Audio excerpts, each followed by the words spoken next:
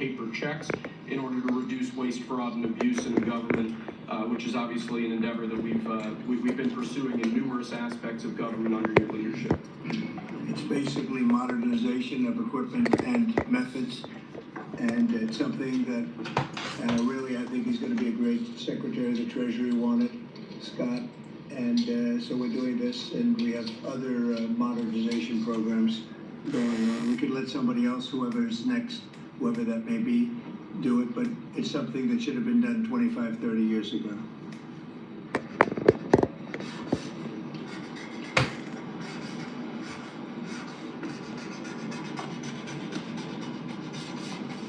Okay.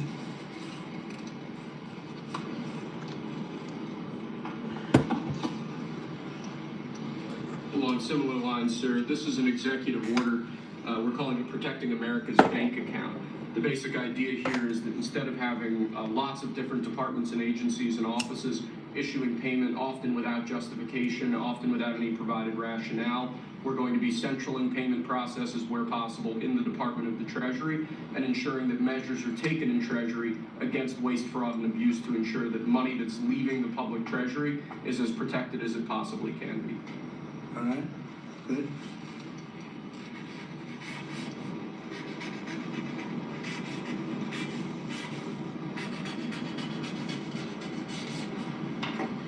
Many of these things should have taken place decades ago or longer. Lastly, sir, we have an executive order for your attention on the very important subject of election integrity. We believe that this executive order is the farthest reaching executive action taken in the history of the Republic to secure our elections. Among numerous other aspects of this executive order, this is going to cut down on illegal immigrants on the voter rolls, ensure that the Department of Homeland Security and the data that they have available is being fully weaponized to ensure that illegal immigrants aren't voting. This will include a citizenship question on the federal voting form for the first time. This executive order instructs the EAC to cut federal funding to states that don't take reasonable steps to secure their election. This calls on the Department of Justice to vigorously prosecute election crimes, particularly in states that we don't believe are in compliance with federal law around election integrity. I could go on and on for a while, sir, but the compliance with national election day rules, cracking down and investigating and prosecuting foreign interference in our elections, revoking President Biden's Executive Order 14019, which essentially weaponized government to corrupt and pollute our election process. There's a lot in here, but we believe that these are very important steps that we need to be taking as an administration in your direction to ensure that our elections are as secure as they possibly can be. Okay, you all understand that? Yes. Election fraud, you've heard the term. Ended, hopefully. At least this will go a long way toward ending it. You heard the term, election fraud. You heard the term. Y'all make sure y'all hit that like button if y'all just coming in. Hit that like button. Tap that screen. Come on now. Y'all know what YouTube. It's too early for this. Tap the screen. We got to straighten out our election. This country is so sick because of the election, the fake elections and the bad elections. And we're going to straighten it out one way or the other.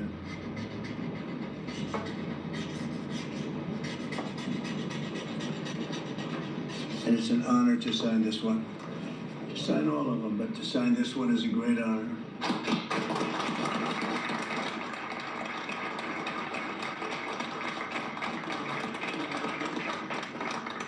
Thank you very much. Sorry, sir. Tap that screen, share the live. Around the room a little bit quickly, and we're gonna. Everybody copy the link for me.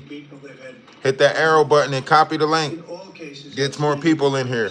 Very incredible people that are going along as rapidly as the system can go along. We're ahead of, I guess, anybody else thus far. So I want to thank John Thune. He's done a very good job, and the whole Senate. We're being delayed as much as possible by Democrats, but that's standard. It gets to be just standard. But the process is moving along very quickly. So Sergio, just say hello and then we'll introduce everybody. Absolutely. Sergio Gorham, Director of Presidential Personnel. It's been an absolute pleasure getting to know every one of you every step this way. As the President said, we're at a record pace. We have more nominees today in front of the Senate than at any previous point, over 70, and that's a record. Hey, what's up? What's up? We're proud of that. Hello, hello, hello, everybody that's coming in. The first Patriots and all of our posts.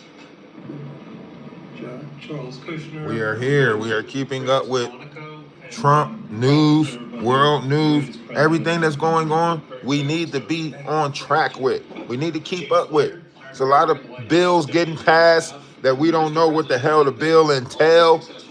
It's a lot of stuff getting passed, and you don't know what's going on, and it's affecting you. I'm David Perdue. I'm going to the People's Republic of China, and it's my honor to represent President Trump, people of America, and represent our interests and values in China. I'm Leah Campos. I'm going to represent the President in the Dominican Republic. Mr. President, thank you for the honor to serve you in the Dominican Republic. Thank you. Thank you.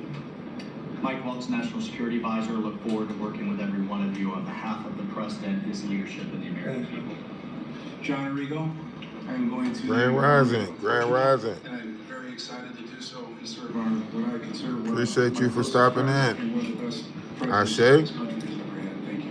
I hope you're having a grand morning. Ashe. It truly is an honor, President, to be part of your administration. Thank you. And make sure y'all tap that screen, hit that subscribe button. Delighted and honored to be with you, Mr. President, in that host country, which is one of the most ancient civilizations. You don't even hold on. See, that's what I'm saying. You can't make no statements like that because you don't know how spiritually in tuned I am, right? I know my Akashic records. I know what Kundalini energy is. I study chakra systems of the vessel and the alignments of the lead lines of this earth and the cosmic laws, the 12 within the 12 that makes 144.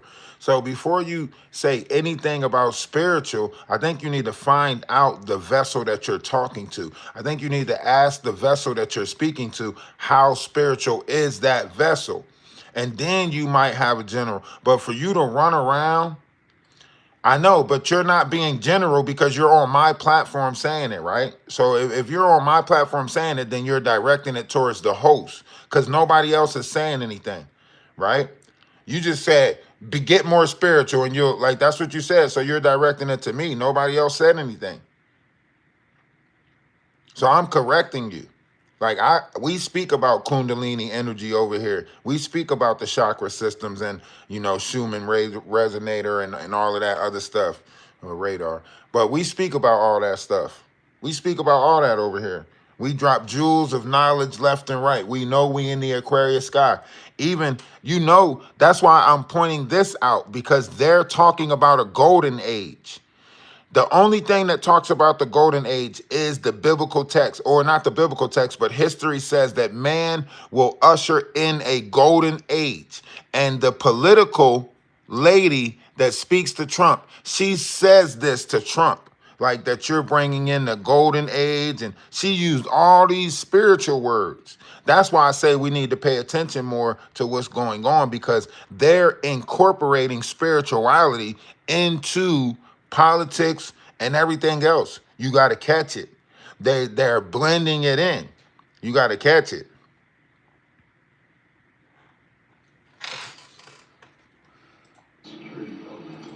You don't know what's biblical because the Bible was wrote about spirituality. If you go back to the original depiction of Christ, which is Apollonius, if you go back to Apollonius, 1st century, you will see that is spirituality. He was the first one to speak about Kundalini energies and everything like that. In fact, they argue many of times about Apollonius. They argue many a times about Apollonius and why he's not in the book and the original Christ that they depicted to be him, right? So they argue many a times about this person. You can go look it up. They argued about him. They argued about whether he was the original Christ. This is the 1st century. 1st century Apollonius. I might be saying, I might be pronouncing it wrong. Essen, Jesus, Apollonius. That's the first century. First century, right? So I think you guys need to read a little bit more. Don't come to somebody who already dug through the depths of what y'all are struggling with, right? If I already went through Zechariah Stitchins, the Emerald Tablets, Sumerian, so on and so forth, right? I'm digging through this knowledge in order to find the truth. You guys are stuck on one part of it. You guys are stuck on one part of it. You guys can look up the Essenes. The Essenes is the original group of the Bible. Go look it up. The group called Essenes. Go look it up. So don't come in here trying to make it seem like somebody did. Nah. We're not doing that. Don't say it's spiritual and then you don't want to talk about how deep the spirit goes. Don't say you know about spiritual shit and then you don't want to go through the depths.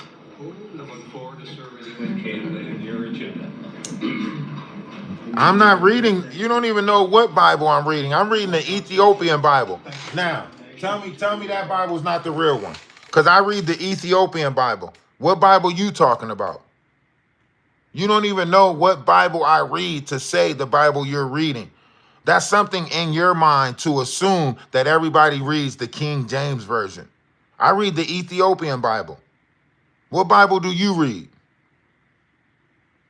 Because I don't read the same Bible that y'all read. That's how I know that you're coming in here with a general statement because you don't know what Bible I read or what Bible I study. So that statement could not be for me. It had to be for somebody that you're beefing with, Christianity or something, because you don't know what Bible I read to even make a statement about the Bible. That's how I know half of y'all come in here with premeditated beefs.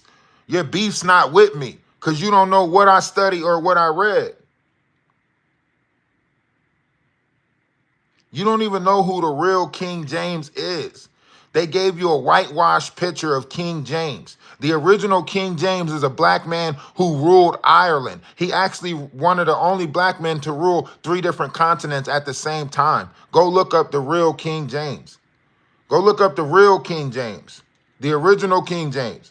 Not the depiction of the guy who slept with his cousin. Not that guy. Go look up the original King James, the black man who ruled 3 different continents at the same time. Go look him up. Present you and the United States to the United Mexican States, and I'm really encouraged by some of the. Remember, white didn't become, Caucasian didn't become a thing until the 1600s. So all the history that was wrote in a time that Caucasian didn't exist. Go look it up. Everything that was written in a time that white didn't exist. Go look it up. Matt Whitaker from Des Moines, Iowa. I'm proud to, as soon as I'm... Matter of fact, ask Google, ask Siri. Siri will tell you. 1600s. George Glass on my way to Japan. Previous administration, I served for you in Portugal. It is a great honor to be able to do this the second time. Thank you very for much. the opportunity. Thank you, Judge. President Trump, my name is Ken Howery. Look it up. I'm nominee to be ambassador to the Kingdom of Denmark. Look it up. All you gotta do is look it up. For you last time, Kingdom of Sweden. I want to thank you for the faith you've placed in me as your nominee. All you gotta do is look it up. Or you can ask Google. When was white created? And hopefully, I'll have the honor of serving in Luxembourg. It's gonna say 1600s. This is the greatest presidency and the greatest time in history, and it's all because of you. So you can't tell me a history that existed before that. It's such an honor to be here with you today and to serve you and the American people. Thank you very much. President Trump, thank you very much for your nomination to the Republic of Chile. And let me tell you, Border Patrol agents are so All you gotta do is look it up. everything that you've done for them, but it's That man great. knows more about the border than anybody. Thank you. President, it's a great honor. Thank you very much. Thanks. Good luck. Mr. President Brian Birch, if I'm confirmed about representing you at the Holy See, and Catholics are very proud of your work. Your team is doing an excellent job, so thank you. Very honored to serve. Thank you very much. Mr. President, thank you again for the honor, the greatest privilege. My name is Summer Sparkus. I will serve this great man at the Republic. I got books. Thank you, sir. Thank you, Mr. President. Joe Popolo from Dallas, Texas. Very proud to serve you at the King. Hold on. What books do you want to talk about? What books? What books? I got books. I read books. What we talking about here? I got books. What books? What books? What books do you want to read? What books? Tell me, please. Please tell me what books. I got books. What books? I love books. You mean like big books? You mean like big books? Like books like this big? Like this? Like this big? This big? Like this book? Books like that? What kind of books?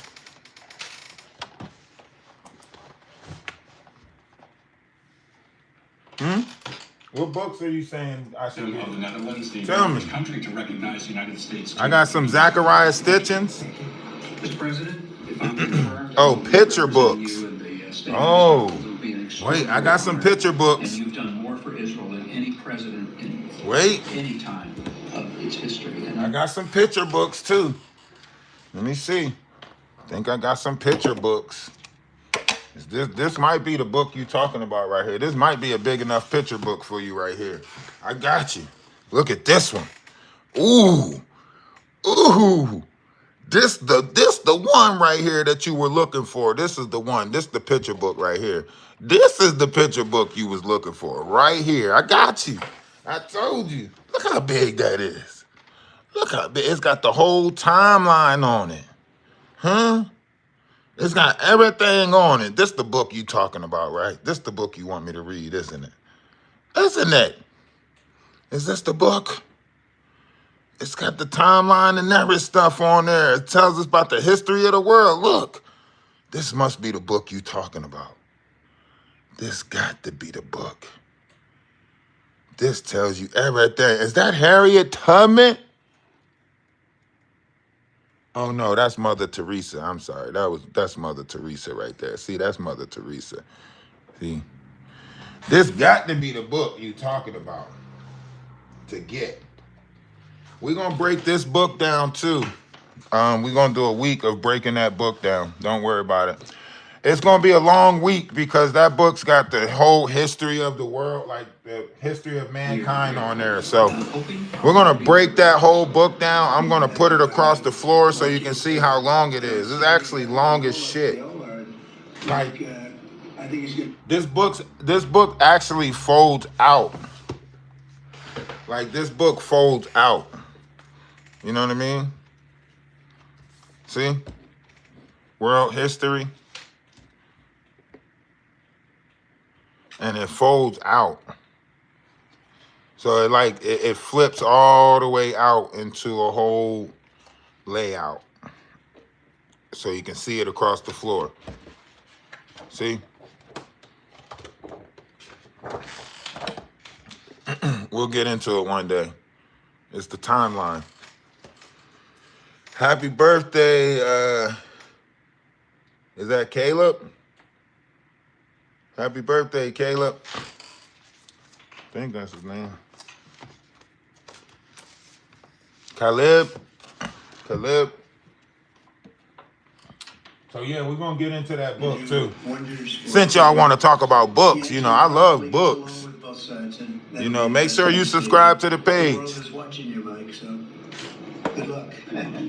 So yeah, so 1 week we'll get into that whole book. You know, maybe we'll have a week of books or 2 weeks of books or something like that.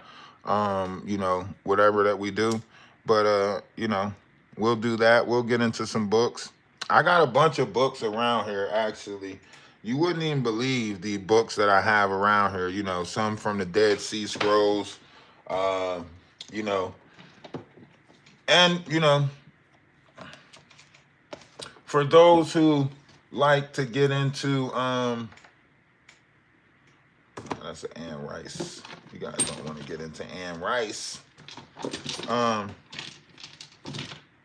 Yes, education is very important. For those who like to get into astrology and stuff like that, we are going to pull out the birthday book, you know, the hidden world of birthdays and stuff like that. So we are going to pull out that book. For those who are doing tarot cards right now, or you might see a bunch of people doing tarot cards, we're going to break down, you know, the tarot cards and how they can be used with a regular playing deck and how the layout is with each different one, you know, whether you do an 8-card spread, a 3-card spread, or whatever. So we're going to break this down of how the tarot cards work and how you can simply use a regular playing deck. No one really knows where tarot cards came from. During the time of trade, it just happened to be one of those things that they used to play on the ships and stuff. They say it came from one of the lost islands or something like that. They're not really sure where playing cards come from. It just came back. You're gonna do well. Thank you. We'll get into the history of all that. Mr. President, thank you for this great honor to serve the Republic of Italy and San Marino. I'm so looking forward to going over there and working with that great ally, and for the pleasure to serve you. Your staff has been great working with us and have done a great job, and we really appreciate it. No, it's not from gypsy religion. The playing cards is not from gypsy religion. Tarot cards is not from gypsy religion. This goes all the way back to Plato, even further than that. It goes back. What are you talking about? That's why I don't like people that just come in and say certain shit just for the hell of it. Why don't you pick up a book yourself and read the shit? Why don't you pick up a book? Right? What does that say? No one really knows where playing cards originated. They seem to have arrived in Europe during the 14th century. It is likely that Crusaders returned from their Middle Eastern adventures, brought these and other. See, do it say that? No, it's just no one really knows. That's what it says. No one really knows the origin. Come on, man, read a fucking book. Y'all keep on trying to act like people ignorant, and then y'all show y'all ignorance. Y'all show y'all ignorance. If I go to Google, if I Google it, y'all gonna say, oh, he's a Google warrior, right? I actually show you a book that says it, and then you're like, you're reading the wrong stuff.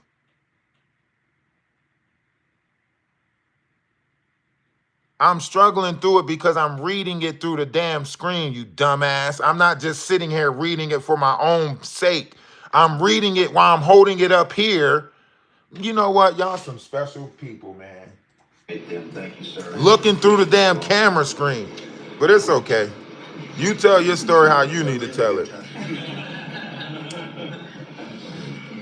I'm Warren Stevens from Little Rock, Arkansas, and I have the honor. Let me just get my coffee. The president. Hey, Grand Rising, everybody. Grand Rising. In Great Britain and North Grand Rising. I hope y'all got y'all coffee. To be chosen to go to such an important ally of ours. Hey, hit that subscription button. Hit that subscription button. But thank you for the honor.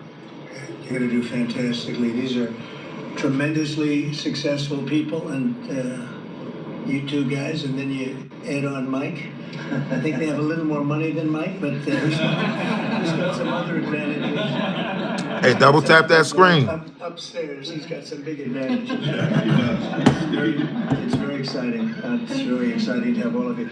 Would you have any questions, media, for the people that you just saw? So outstanding, and I thought it would be nice to bring them. Grand Rising, Grand Rising. So if you have any questions, please. We never in mourning. It sounds like you made some progress on the Black Sea ceasefire. Could you update us? So, you know, earlier this year, Elon Musk had said that we're not going to see the danger of tariff until the second half of this year, right? That's what he said. Elon Musk said that we're not going to see the danger on tariff into the second half of this year. Would you guys say that we're falling into the second half of this year? Would you guys say that we should? Right now, they are saying that this tariff thing is not good. Trump's tariff is against the law, however you look at it, something of another, right? So right now, they're looking at this tariff and saying that it could be bad, right? And also, what about this radiated shrimp? This shrimp that's coming out that's supposed to be radiated, Walmart shrimp, you know? What about, you know, the way that we have to order stuff now? Like they have to order like 2 times out the year, I think. You know, companies order 2 times out the year. So this like changes, you know, a lot of stuff. This changes a lot of stuff, right? This changes, you know, your this year alone, you're going to see a difference in your Christmas bonuses. You're going to see a difference in a lot of that stuff, right? So my question is, like, does this tariff, right, the effect that it's going to have, we are going to have to help each other out. That's just my opinion, right? We're going to have to look out for each other a little bit more, right? That's just my opinion, right? But right now, you got a lot of stuff that's going on in the world. Chat GTP is trolling you. Where? Chat GTP? You talking about with the bots or people? Or what are you talking about? Chat GTP is trolling me. I don't use Chat GTP. This is why he is putting his army in place before we feel what he is doing. Ah, you might have a point right there. That's probably why he want them in Chicago, LA, and you know, those areas. That's probably why he's putting a defense system around DC right now. You know, he's probably preparing for a, you know, civil battle as opposed to worrying about, you know, foreign. You know, we need to see what's going on domestically. Domestically, something ain't right. Domestically, something ain't right. Foreign-wise, oh, he got it all in the bag. You know, he's got it all figured out, you know, with them over there, you know, sitting down with Kim Jong-un, and Putin and all of that stuff. Yeah, but over here, it seems to be a disconnect. Now, I'm all for cracking down on crime, trying to figure out the drugs that's coming in. But then you got to ask yourself, what are they really using it for? See, a long time ago, I told myself that the only reason why drugs are not legal is because they can't tax it. They can't find a way to put that tax on it. See, they know right now, if you legalize drugs, right, then the people that's going to make money is the gangsters, you know, same thing with alcohol. Alcohol, when that got legalized, who made the most money off of that? Italians, so on and so forth, right? So that's the same thing that's going on right now. Everything that was put in place, it was fought to be put in place. Tobacco was fought to be put in place. Alcohol was fought to be kept, right? Remember back in the day, back in the 70s, everybody had the commercials with cigarettes. Nobody knew the effects of it. Everybody thought it was a stress reliever. Now look, you know what I'm saying? Now we got vapes. We up to that status when it comes to that, right? And when you look at the other situations, you see the same thing there too. You see the same thing, right? So now, you know, now that we have this in play, where's the measures? Where do we go with this? Because now you're looking at the real fight that's on drugs coming in from South America, Venezuela, other places, so on and so forth, right? But we already have a society that's addicts.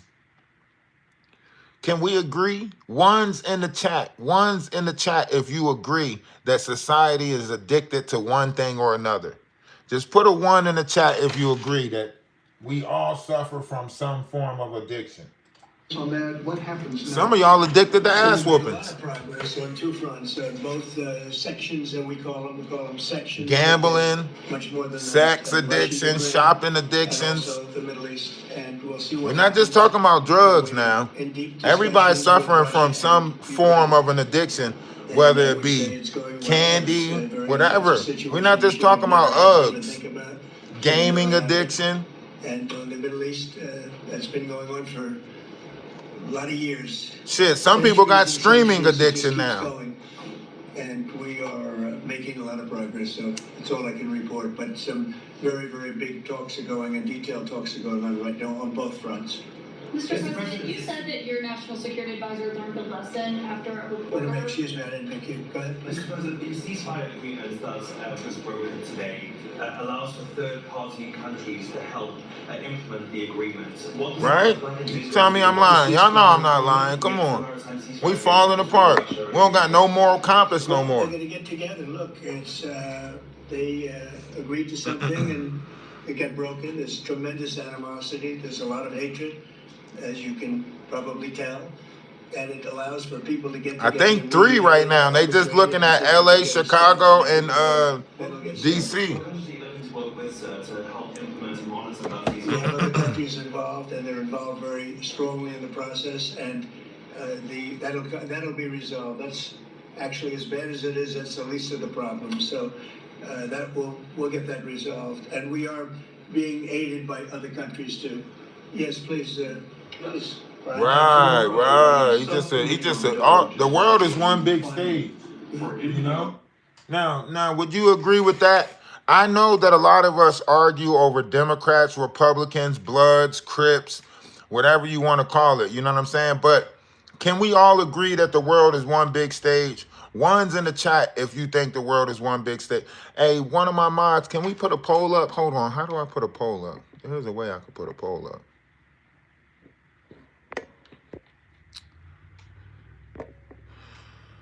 Okay. Start a Q&A or start a poll. Yeah, we might have to put a poll up.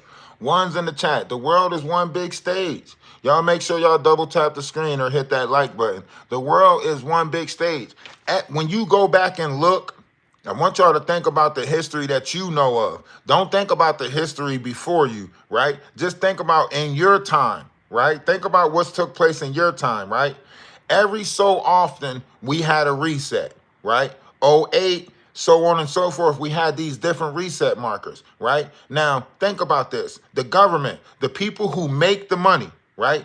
The government, the people who make the money, right? Threatened to shut down numerous times in your lifetime, huh? How many times did we have a government shutdown crisis, right?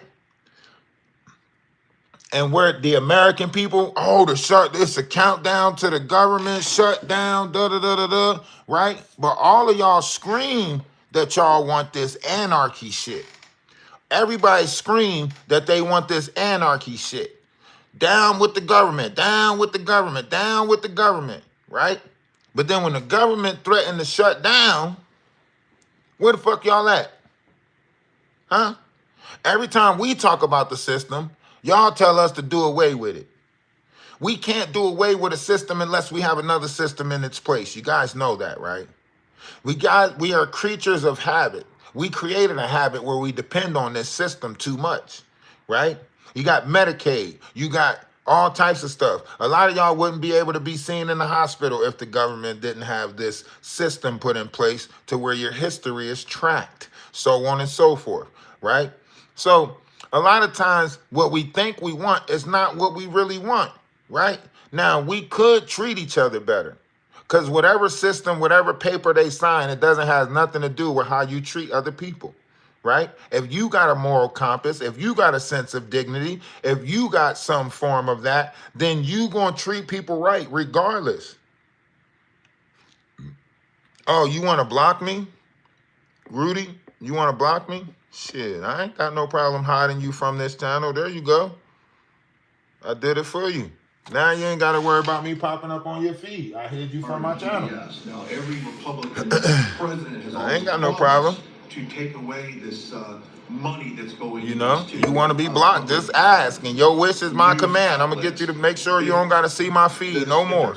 It's over 9 billion something people in this world. Congress has backed it. Would you be interested in defunding and taking away taxpayer dollars to NPR and PBS? Well, I would love to do that. I think it's very unfair. It's been very biased for the whole group. I mean, the whole group. I know, Melissa. That's why I didn't talk too much. Look at all the media you have right now. There's plenty of coverage. I was from a different age, and they spend more money than any other network of its type ever conceived. So the kind of money that's being wasted, and it's a very biased view. You know that better than anybody. And I'd be honored to see it, and we're well covered. Look at all the people that we have here today. We're well covered, and we don't need it, and it's a waste of money. Especially, I don't even know what Doge's recommendation is. I assume their recommendation is to close them up. Well, after they hear all the testimony, I think they're gonna make a decision relatively sooner than later. Yeah. But we'll see what that turns out. Yeah, I can't imagine that they wouldn't, because they have found so much waste, fraud, and abuse, hundreds of billions of dollars, and just waste, fraud, abuse. You heard yesterday some of the new things that were found. 22 billion just in environment. Billion. You know, if you had 22 million, Warren, it would be nice, but 22 billion put into environmental accounts. One was 2 billion into one account, Stacey Abrams, where they had $100 in the account. And just before I came in, they put $2 billion. And you guys are looking, so you mean 2 million or maybe 200,000? No, $2 billion were put in the account. What do you think of that, Mike? Do you think that's a straight deal? 2 billion? Just write me the check, Mr. President. It's a horrible thing. And we have so many of those things. So they've done an incredible job, and the country wants to hear it. I think Doge is actually very popular because of what's happening. They're hearing about all of these scams and for big money, tremendous amount. When you add it up, just hundreds of billions of dollars being wasted, and much of it's fraud. You know, we talk about waste, and it is waste and abuse, but a lot of it's fraud. Brian, I just want to follow up on that. If Planned Parenthood is defunded, would you look into the harvesting of baby organs that they've done throughout the years, and maybe go after some criminal prosecution on that? Well, I think Well, before she answered that, that reminds me, when they talk about these baby organs and baby farms, right? That reminds me of a situation that I was just previously in with a one Jaguar Wright. Yeah, ironically, Legina Gold, if you guys are familiar with that Legina Gold Jaguar Wright situation, Legina Gold is the person who pretended to be R. Kelly and Aaliyah's child, and then she ran around with Jaguar Wright for a little bit, right? Well, Legina Gold had mentioned that. She said that Jaguar and them was talking about baby farms. And ironically, they're talking about this right now in, you know, this level of stage, right? And I pointed this out back in December and January, right? But everybody thought it was poppycock. But now they're telling you right here, right? On a grander scale, on a grander level, right? That there are kids, organs, shit like that being sold. And you want to talk about these baby farms. What is a baby farm, you might ask? A baby farm, okay? This is where you put together a group of women, right? And those women don't really care about the babies. Therefore, they just have babies and then they sell them. These are considered baby farms. You have groups like this, right? Jaguar Wright studies these groups, looks into these groups, right? It's not really a farm. It's just them farming babies. So they find people who really don't want the kids. They usually find them in groups. You know, they go to some, you know, some women, mothers go from like, you know, what are those groups called? Like those detachment groups, like where you have a kid, but then you feel distant. You don't want to see the kid. Like a lot of times these people end up at these groups and then they'll be like, oh, I'll buy your baby off you, or I'll, you know, you can give me the baby and da da da da da. And then when you get back on your feet, these are how these groups operate. And it'd be a lot of women doing it. It'd be a lot of different, and this is how they operate. They go around and they find the people that don't want their kid, having a hard time struggling with their kid. They offer them help. They buy the kid. You know, a lot of mothers that are pregnant can't really, you know, do for the babies, trying to look for adoption, trying to sign the baby off, so on and so forth. So they go out and find these groups. It's not really a baby farm. That's just the title they give, right? But they actually are just groups of people who go around and find mothers, people out on the streets, people who can't, people who struggling. And this is where that whole fake CPS thing comes in, right? If you guys remember, there was a situation in Atlanta where there were fake UPS calls or CPS calls, and fake CPS came to people's house and took kids, and then they came up missing. Or if you guys look at that Maui situation that took place in Maui, during that Mountain Dew blast or whatever you want to call it, right? All the kids was at home, all the parents went to work, the alarms was turned off, so on and so forth. I think those kids in Maui are still, those parents in Maui, some of them are still looking for their kids, right? So there was a lot of different situations, even now, where kids are coming up missing. You got the situation that's going on in Ohio, so on and so forth. You got all these different situations where kids are coming up missing. They just caught a ring of people in Texas, if I'm not mistaken, over 160 something people plus, right? So we got to pay attention.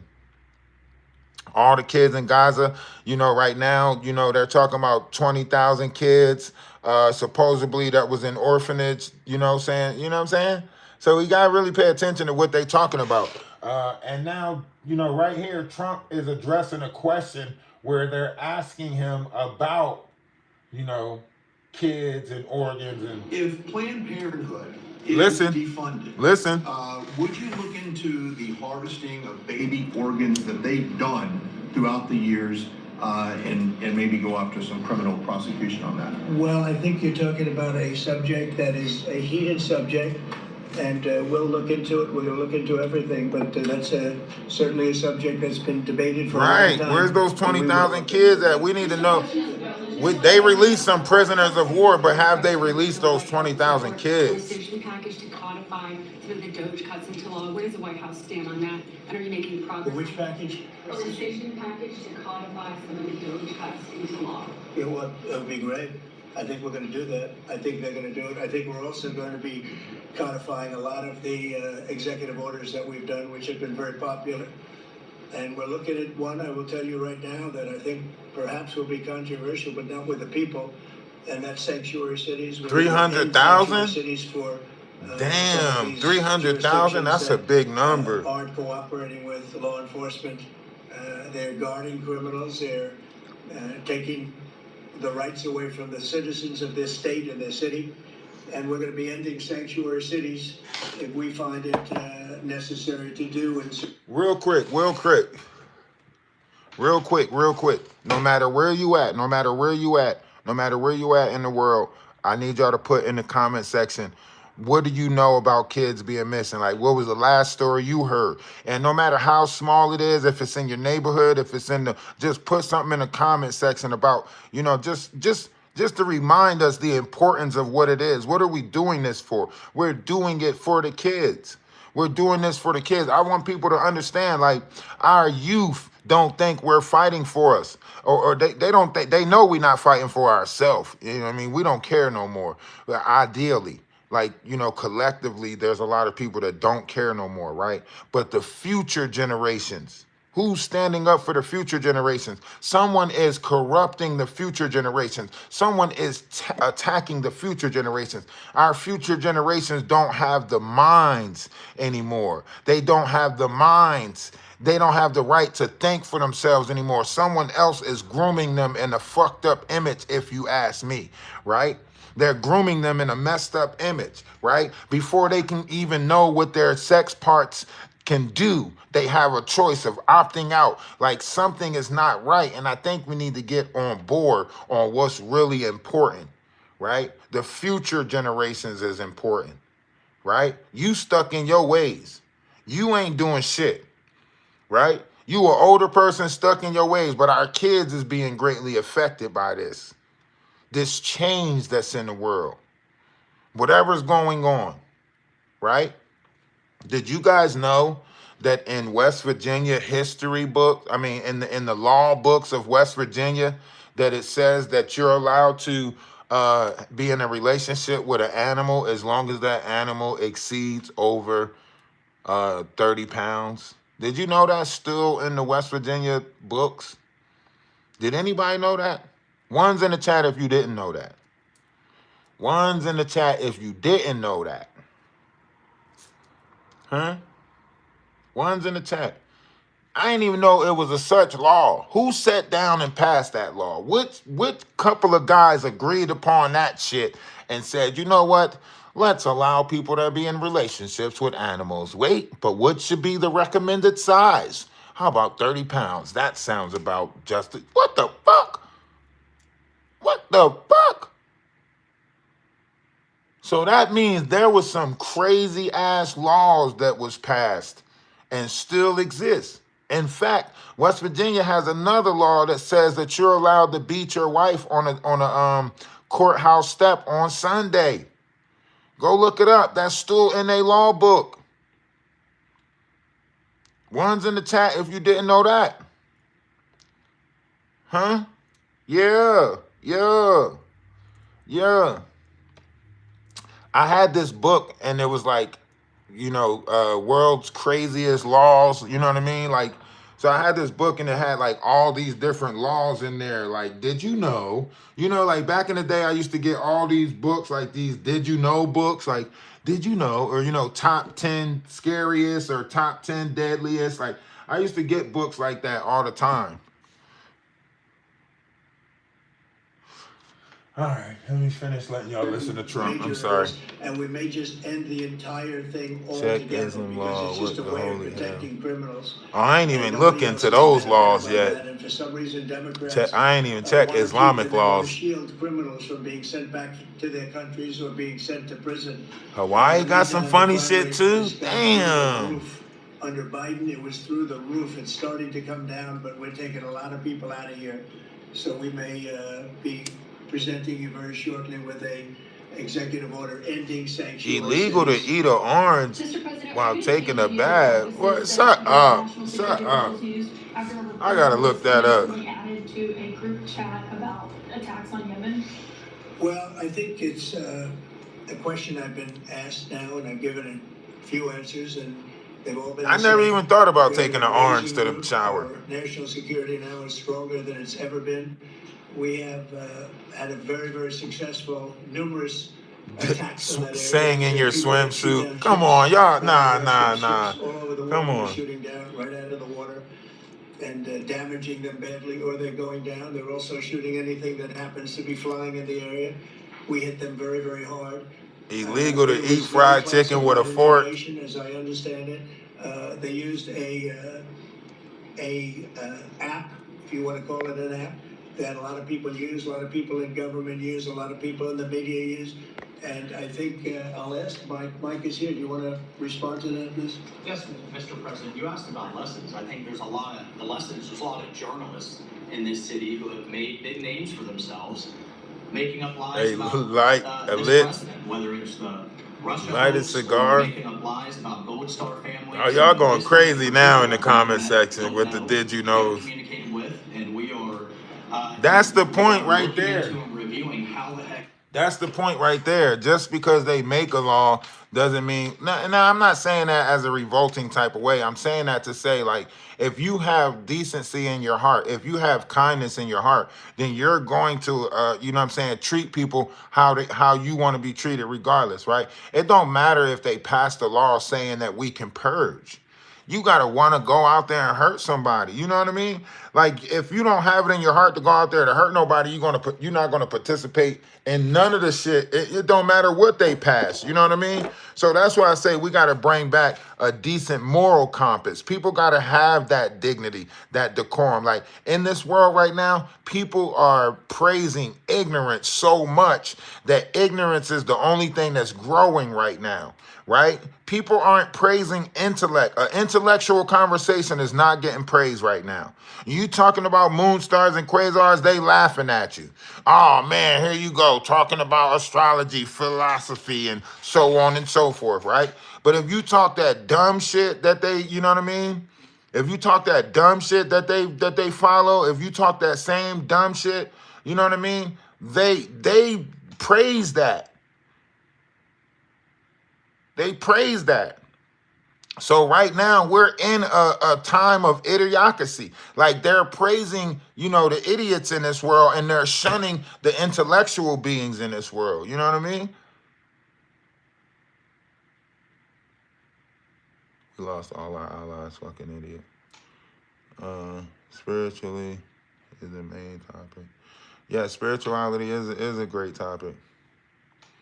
And that's why I say, like, Trump, even Trump and them are feeling it. I know when I listened to that table, when they sat at that table, matter of fact, where is this other speech at where the cabinet members sat at the table? We have bringing down almost 40,000 so far just in the last couple of Where months. is he at? Watch We've also this. put back what you We did it. They said it. Percent tax hike if they were a sick. A big part of USDA, back to the church. Listen to this one talk. We want to be good. as you have so eloquently. Listen to her talk, right? As you Right here, right? I want you to listen to her. I want you to listen to her and watch how much stuff she says that's related to spirituality. And I want you to put a 1 in the chat every time you catch the stuff that she says that's related to spirituality. She mentions a golden age, right?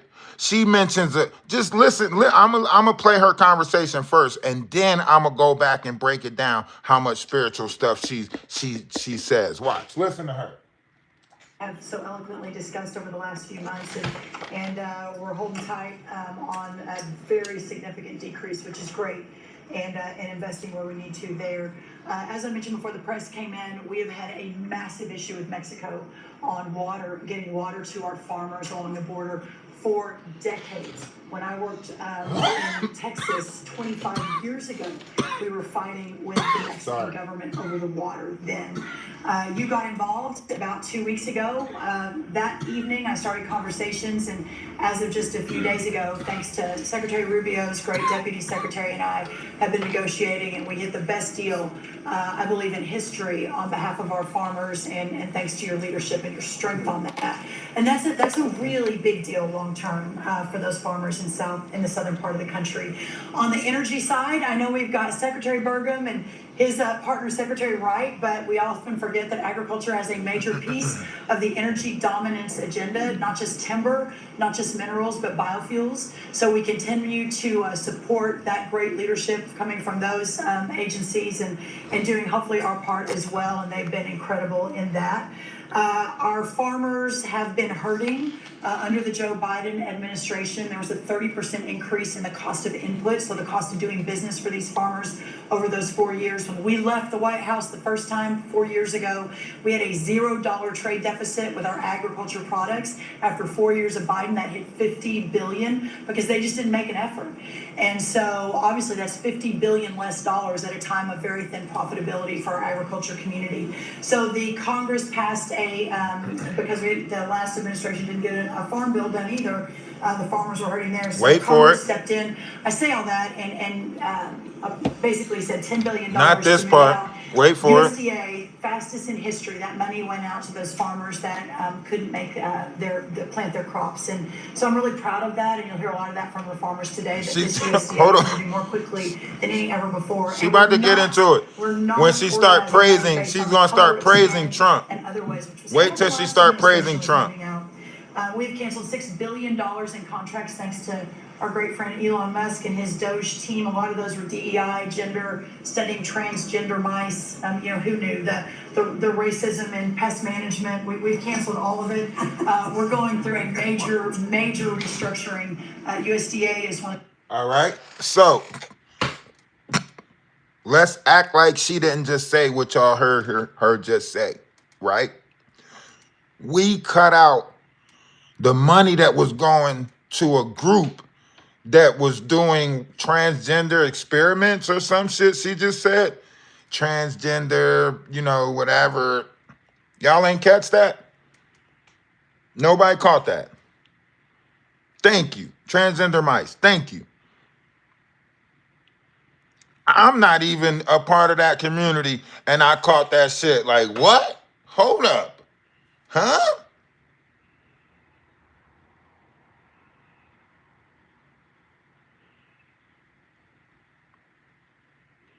Yeah, but why are they experimenting on mice?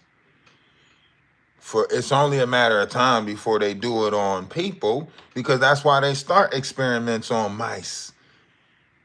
Because eventually they want to see how it works out on paper, right? Right? Ain't that where it starts at? You do it in the lab and then you see if eventually, when can we start our human experimentation? Right? Ain't that how shit works in the lab? You start it off one way and then you say, okay, now when can we try the monkeys? When can we do the pigs? Bring me a gorilla. Ain't that how it start, Dr. Jekyll and Mr. Hyde? Huh? Ain't that how the shit start, Dr. Jekyll and Mr. Hyde? It's only a matter of time before you're like, The biggest agencies. All It's right. sort of a Never catch-all. mind. And, We'll overlook really, it. really We'll overlook downsizing it. and aligning around putting farmers first, which is really, really important. A big part of USDA is food stamps. It is perhaps one of the largest, if not the largest, welfare program. Oh, black people, And listen it's a up. supplemental nutrition program.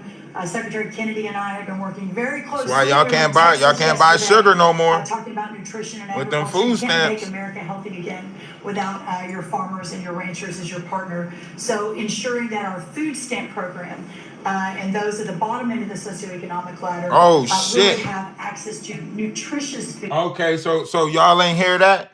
She didn't just hit y'all with another slight right there? Huh? She said, as far as our food stamps and those at the bottom of the economic ladder, huh? To make sure they're eating healthy and stuff, huh? Now you can't buy sweets and stuff with the food stamps, huh? Because you at the bottom of the economic ladder and she want to make sure that they're eating healthy, right? Because we got to govern and control them because you don't know how to control yourself as far as putting the proper things in your body, right? Y'all hit the like button if y'all catching the shit that I'm catching. Y'all hit the like button, double tap that screen, hit the like button or subscribe to the page. Come on now. We gonna point it out. As we're facing an obesity crisis and a chronic disease crisis, which I'm sure Secretary Kennedy will touch on. And the final thing I'll say is this morning, Secretary Noem and I, together, and I brought a picture because I think this is important and it goes to why we're here. This is a South Dakota ranching family named the Mods. They are a fifth generation ranching family. Charles Mod, in his 30s, bought the ranch from his granddad, I'm gonna show the press, when he was 17 years old. Those beautiful children, Lyle and Kennedy, his wife Heather. Under the Biden administration, they had, of their several hundred acre operation, they used about 20 acres and had a fence that had been there since 1910 when the family took over the ranch. 700 acres. There had never been really any problem. And she about to complain about 20 acres. Listen. There was a minor dispute over, again, 20 acres. This family She bringing this shit up to the president. Listen. Threatened with jail time, told to find guardians for their children over a fence line dispute that the Biden DOJ pushed forward. So this morning, on the steps of the U.S. Department of Agriculture with Secretary Noem, who was their governor, as the governor of South Dakota, which is where these great people are from, all criminal charges were dropped, and really appreciate the Department of Justice. It was a really power big grab, day as we sent the land signal power that the grab, money power overcriminalization grab, and energy using power grab. government, All you of know this better is than power anyone, grabs. because you were in the Yes. crosshairs for so long, that those days are over and the regulation through prosecution is no more. And so this family is one of many that we'll now be talking to ensure that never happens again. Thank you. Thank you.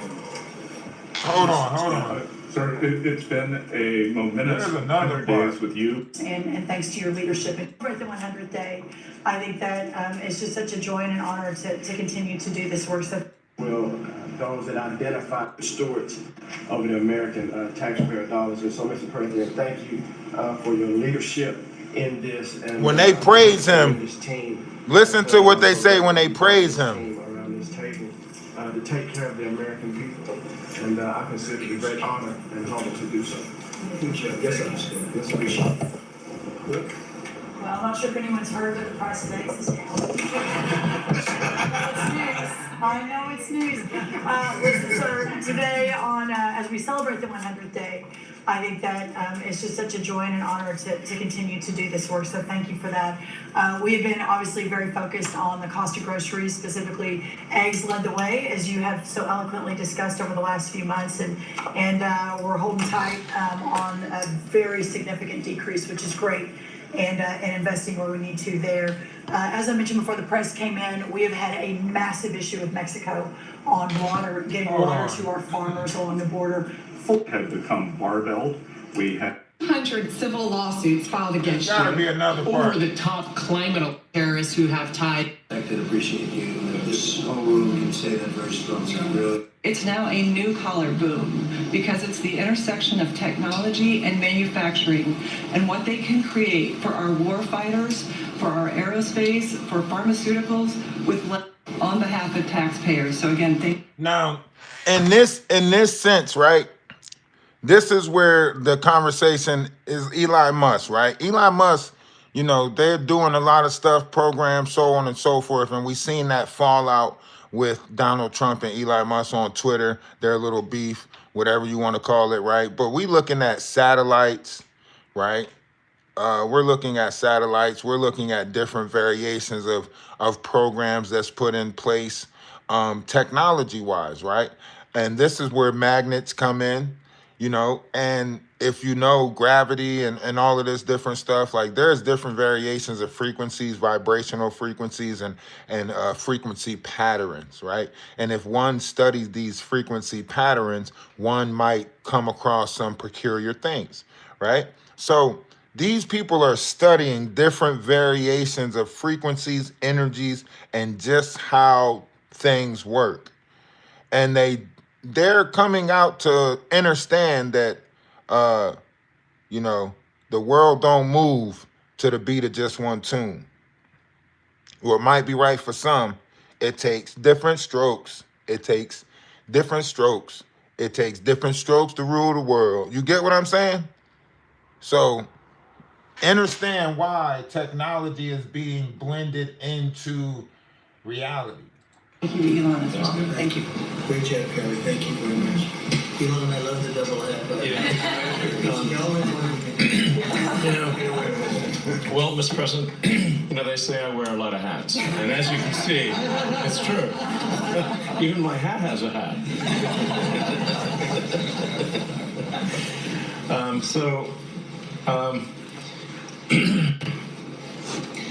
You know, the American people voted for secure borders, safe cities, and sensible spending. And that's what they've gotten. A tremendous amount has been accomplished in the first 100 days. As everyone has said, it's more than has been accomplished in any administration before. Mad Hatter, yeah, Mad Hatter. This portends very well for what will happen for the rest of the administration. I think this could be the greatest administration since the founding of the country. Well, we all want to thank you for your help. Yeah. You really have sacrificed a lot. You've been treated very unfairly. Well, they do like to burn my cars, which is not great. You know, it could be better. But you have been treated unfairly, but the vast majority of people in this country really respect and appreciate you. This whole room can say that very strongly. You've really been a tremendous help. You opened up a lot of eyes as to what can be done. And we just want to thank you very much. And, you know, you're invited to stay as long as you want. And at some point, he wants to get back home to his car.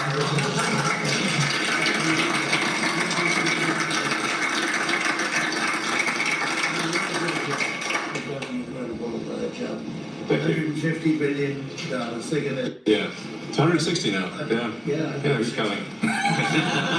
They said, oh, it's going to be more. And a lot of stuff is being worked on. Yeah. The number can be doubled and even tripled. A lot of things are being worked on that we don't count yet because it's not quite there. But you've done a fantastic job, and we appreciate it very much. Thank you. And it's also an honor to work with your incredible cabinet. I just like to say thank you, everyone, for it's great to work with you. Thank you very much. Thank you. Mr. President, congratulations on this truly historic first 100 days of your administration, really only made possible by your focused leadership on delivering the mandate the American people gave you. You've empowered all of us to deliver that mandate, and I'm grateful to have the privilege of leading the intelligence community towards ending the weaponization, politicization of the intelligence community that's gone on for far too long, and building out what is truly a lean and agile and effective intelligence community that is helping you deliver that promise to the American people of safety, security, and freedom. So, Mr. President, I'd like to highlight just 3 of the areas where we are helping to support your leadership and your work in making America safe again and bringing about these changes. First of all, because of your designation of cartels as foreign terrorist organizations, I took immediate action with our National Counterterrorism Center to prioritize their focus on those terrorists and gang members who are trying to enter our country through legal or illegal means, and to seek out those who already are here in our country because of the Biden administration. She don't believe it. That's why. Years of open borders. That's why it's coming out like that. We've been working very closely with your great Attorney General's team at the DEA to get these known cartels into our systems, to be able to stop them at the border, and turning over names to Department of Homeland Security and the FBI to be able to find those who are already here in our country. Just the other day, we found 700 alien terrorists who have ties to MS-13, Tren de Aragua, and the Sinaloa cartel.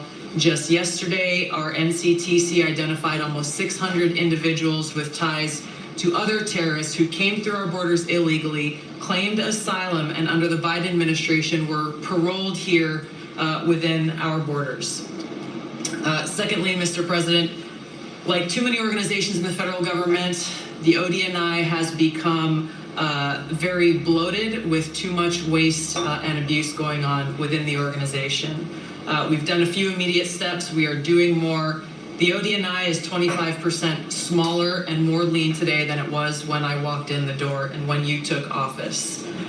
Secondly, we have just this morning actually shut down a human capital office.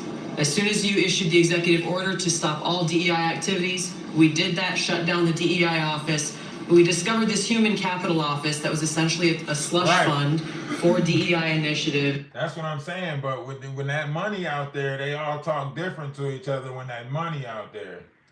You know, when that money out there, all these conversations change when that money out there. You know? It includes a number of sub-cabinet level appointments, a number of your ambassadors. That was 5 months ago.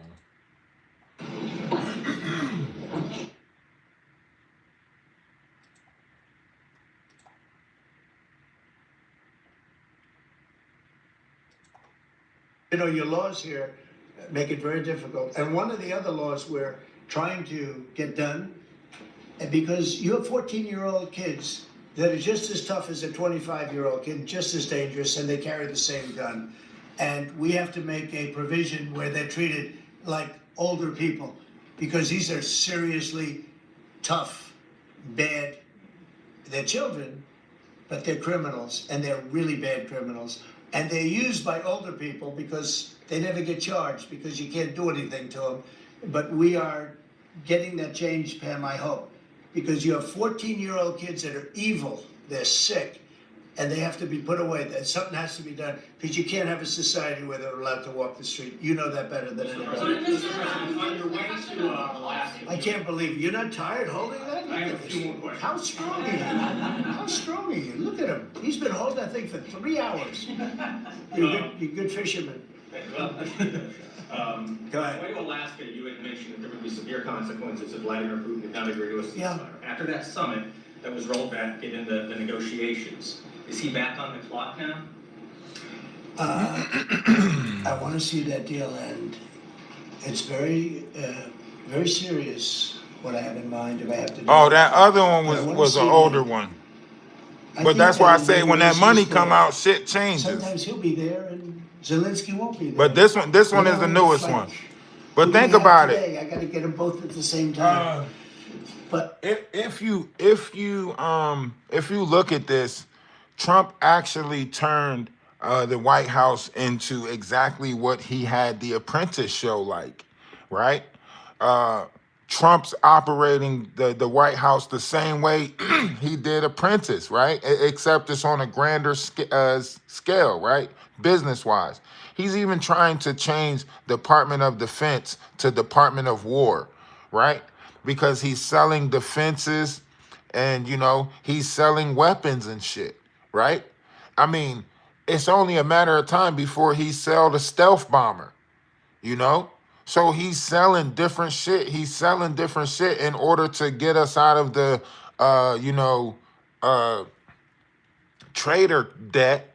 So now he's using America's defense to sell and stuff like that. And we really haven't even seen what effect the tariff is made on us. You know what I mean? But our lives are not a reality show. Yeah, but I'm not the one playing this game. I'm just telling y'all, look at it. This is a cabinet meeting that he has, he calls them the fake news, you know what I mean? But if Trump's for peace, then I'm for the peace part. I'm all for the peace part. I'm all for the peace part. But what's really going on? It's billions of dollars you talking about. You know what I'm saying? It's billions and billions and billions of dollars going through hands right now. It's called transparency. I know. I like it. That's why I'm saying I can't wait till we get the full disclosure on the alien stuff. I can't wait. I want to have it end. We have economic sanctions. I'm talking about economic, because we're not going to get into a world war. I'll tell you what, in my opinion, if I didn't win this race, Ukraine could have ended up in a world war. We're not going to end up in a world war anymore, but it would have ended up possibly in a world war. That would have been they were ready to trot. But just like India and Pakistan, we're going to end up in a nuclear war if I didn't stop them. It's sort of strange. I saw they were fighting. Then I saw 7 jets were shot down. I said, that's not good. That's a lot of jets, $150 million planes were shot down. A lot of them, 7, maybe more than that. They didn't even report the real number. And I'm talking to a very terrific man, Modi of India. They say, what's going on with you in Pakistan? Then I'm talking to Pakistan on trade. I said, what's going on with you in India? And the hatred was tremendous. Now, this has been going on for a hell of a long time, sometimes with different names for hundreds of years. But I said, what's going on? I said, I don't want to make a trade deal. No, we want to make a trade deal. I said, no, I don't want to make a trade deal with you. You're going to have a nuclear war. You guys are going to end up in a nuclear war. And that was very important to them. I said, call me back tomorrow, but we're not going to do any deals with you, or we're going to put tariffs on you that are so high. You were there, Howard, right? Yeah. You're going to put tariffs on you that were so high, I don't give a damn, your head's going to spin. You're not going to end up in a war. Within about 5 hours, it was done. It was done. Now, maybe it starts again. I don't know. I don't think so, but I'll stop it if it does. We can't let these things happen. The Russia-Ukraine situation, last week, 7,012 soldiers, 7,012 soldiers died. They were Russian, they were Ukrainian, they weren't American, so a lot of people would say, what do you care? They're not American. I care. 12,000, over the last couple of weeks, over 12,000 people died in in 2 weeks. We're talking about crime where somebody's killed here or someone. Think of it, you have your son leaving Russia, leaving Ukraine, their little house, wherever they live with their parents, they're waving goodbye, just like our parents would wave goodbye. And they're waving goodbye, son. And then a week later, his head's blown off in a stupid war by a drone, a whole new form of military problem. So, no, I'd like it to stop. I want to get it to stop. And it will not be a world war, but it will be an economic war. And an economic war is going to be bad. And it's going to be bad for Russia, and I don't want that. Now, I have to also see, because not everybody, Zelensky's not exactly innocent either, okay? It takes 2 people to tango. And I say it all the time. You got to get them together. I get along with Zelensky now, but we have a much different relationship, because now we're not paying any money to Ukraine. Stop that. We're paying money to ourselves. What's happening is NATO is buying all of the equipment and paying in full.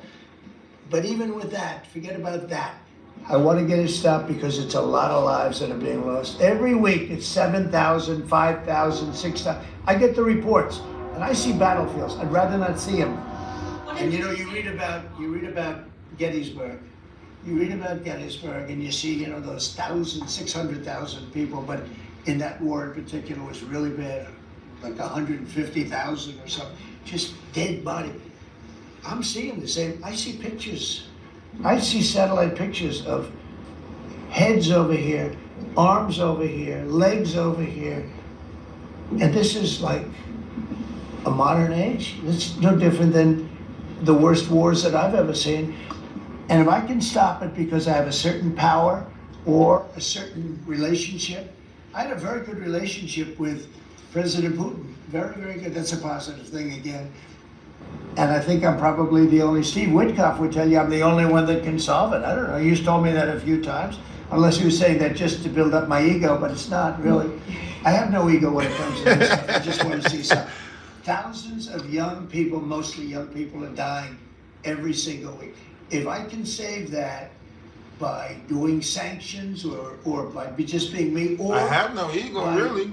Using a very strong tariff system that's very costly to Russia or Ukraine or whoever we have, you know. But I stopped 7 wars, and 3 of those wars were going on for more than 30 years. You know, if you look at Congo, if you look at, just look at any of them, almost all of them were going on for an extended period of time. Now, interestingly, one had just started, it was 2 days old, and you know that one. And we did that one when we were in Scotland negotiating. It was 2 days up, but there were 2,000 dead bodies laying on the border, and I got that one stopped too. And I'm very honored by that, but I still, the one that I thought would be the easiest is turning out to be the hardest. That's President Putin and President Zelensky, but I think I'll get it done. Why do you think it's not You never know. It's war. Can you stop the fan? With war, you never know, right? War's very tricky, very horrible, but with war, you never know. Things change. People go into war, think they're going to win the war, and then they get their asses kicked, and they lose their country, they lose millions of lives. Nobody goes into a war thinking they're going to lose. They go in, I'm sure that Ukraine thought they were going to win. It's going to be, you know, we're going to win. You're going to beat somebody that's 15 times your size. Biden shouldn't have let that happen. Biden shouldn't have, I mean, the man was grossly incompetent. He should have never been there. That would have never happened. But you don't go into a war that's 15 times your size. Say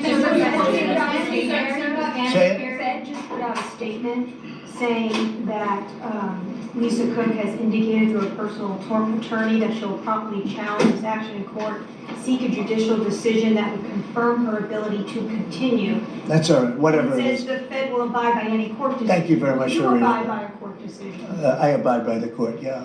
I abide by the court. Yes, yes.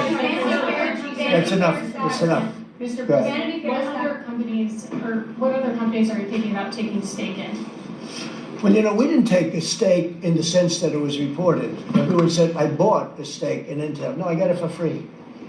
I said, I was with the, is that correct statement? Howard was there. Absolutely correct. Scott knew all about it. They came in, a man was charged with something by a very good person. Senator Cotton made some statements about the gentleman that was running Intel. When he came in, and I said some rough things about him, I said, I'm not happy with it, and they called, and he was very devastated at what I said. I said he should immediately resign. And he came to see me, and I was very impressed by him, actually. And he made a mistake, or factors happened where something like this could have taken place. In the meantime, his board was staying by him. And I said to him, and it took about, I would say, less than 45 seconds. I said, you know what you should do if you're smart? Give the United States of America 10% of your company. And he looked at me and he said, I'll do that. I said, I just made $11 billion for the United States. And we made the deal. I didn't pay, we didn't write a check. Now, I guess Biden, with his stupid CHIPS Act, handed money to all these people that didn't need any money. It didn't do anything. You know, they're giving billions of dollars to everybody. They all have so much money, and they have more money. But there's no commitment that you had to build. They just took all this money. I don't know, it's the stupidest thing I've ever seen. See, with tariffs, they have to come in. Because if they don't come in, they can't sell into our country. So it's power, and you don't have to give up any money. But I said to him very simply, I mean, I'm glad we're straightening this out, because everyone thinks I bought in. No. I said, it would be great, we'd be a great partner for you, and I want to see Intel do well. You know, Intel was a great company, and it can be a great company again. But I said, I think it would be good if we own 10% of your company. He said, I'll make that deal. And it happens to be worth $11 billion. So we made $11 billion for the country, and then I was criticized by some of the fake news media. That's not the American way. Actually, it is the American way. Now, if I can help other countries or do those deals with others, I would do that. I think it's great. It's good. Builds up our balance sheet. Let me tell you, our country is becoming very rich again. You don't see it. When the CBO came out on Friday and said, we just found $4 trillion, and that goes to reduce our deficit, $4 trillion, and it was from the tariffs. Our country is becoming very, very rich again. I hope you get used to it. You know, you're gonna have to get used to it. In addition to reducing the deficit, any update on your previous talking about potentially giving Americans a tariff rebate check? Well, we have a lot of money coming in, rebate check for the Americans, and it's coming in at tremendous numbers. Don't forget, I would say, Scott, we probably are talking about right now 50%, maybe even less than that. With all the money you're hearing is coming in, you're talking about, you know, a lot of it hasn't kicked in yet. And when it really kicks in is in 2 years when these plants are built and opened and the money starts pouring in, right? But, I mean, there's a concept of making you could call it a dividend, as we would say, making a dividend to the people in this country who have had to suffer through stupid leadership. And they paid a lot of taxes and they got nothing for it. Or they got attacked like you were, okay, for it. Now there's a possibility. Primarily we want to pay down debt, but there's a possibility that we take a piece of it and pay some.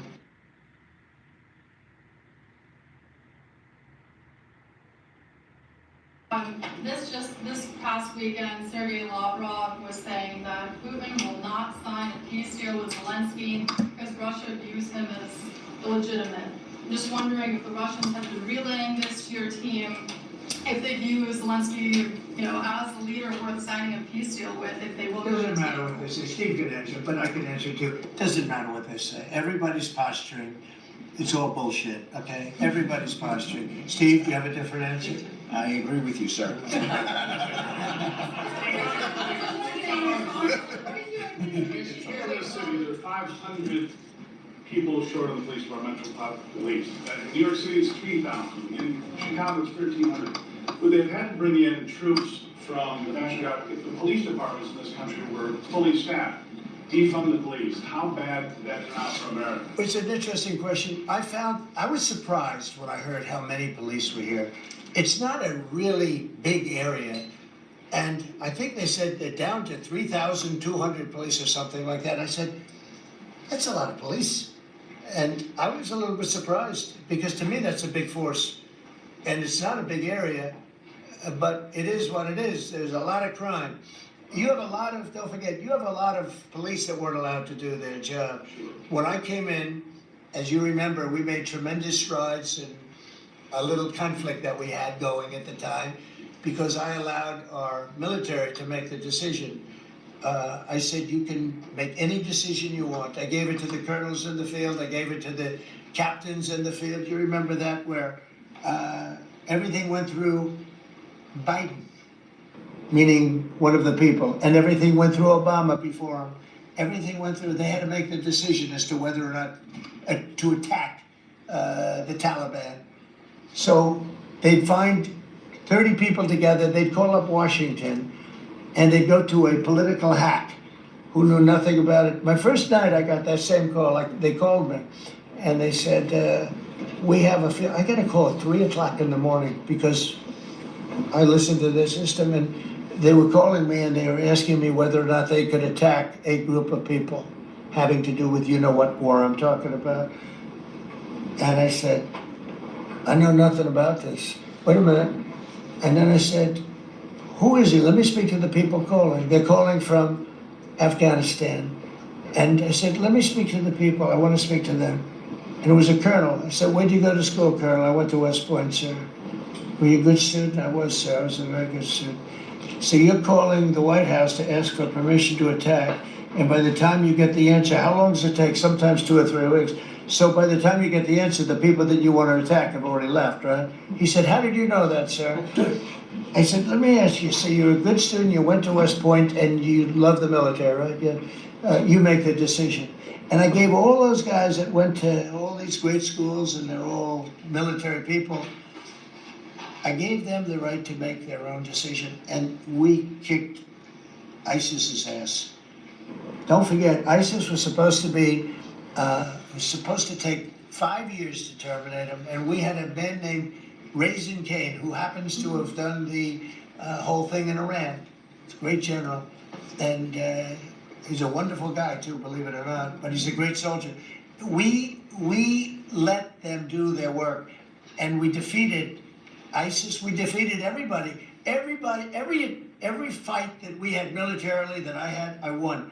And I let these great soldiers do some make a mistake? I guess. Did some make a mistake? I guess. I mean, I'm pretty sure people fucked up. I did ask him a question. I like good students as opposed to bad students. He said, I was a good student, sir. And I said, you do what's necessary. And, you know, I don't want to sound overly vicious, but he wiped out the entire group of very bad people that want to kill us. So you have to let them do their job. In Washington, they're not allowed to do their job, okay? They're not allowed. You have great police. You have great police, but they're not allowed. Hello. Go ahead. On Congress, Mr. President, would you be open to a year-long continuing resolution? I'm always open to whatever's necessary. Here's the problem in Congress. You have Democrats that will never vote for anything. I could say that we're going to lower your taxes by 50%. We're going to guarantee you free cities, safe cities. Nobody will ever get touched, molested, beat up, shot in the head. We're going to give you the greatest country ever. We need your vote. And they won't vote. And they do it in unison. And they still won't vote. Is cheat on elections. And they still will not vote. You know why they unite? Not because they're good or they're look. Hey, listen, guys, listen. The page is doing great. We need more people to like it, and we probably need more people to share. If you don't want to share, just press that arrow button and copy the link, right? Counts as a share. But we also need more mods. So if you want to be the mod or if you want to be a mod, come over to the Discord. Hell, if you don't want to be a mod, come over to the Discord. Anyway, I'm looking for 100 people that want to at least change the vibrational frequency of the internet. Okay?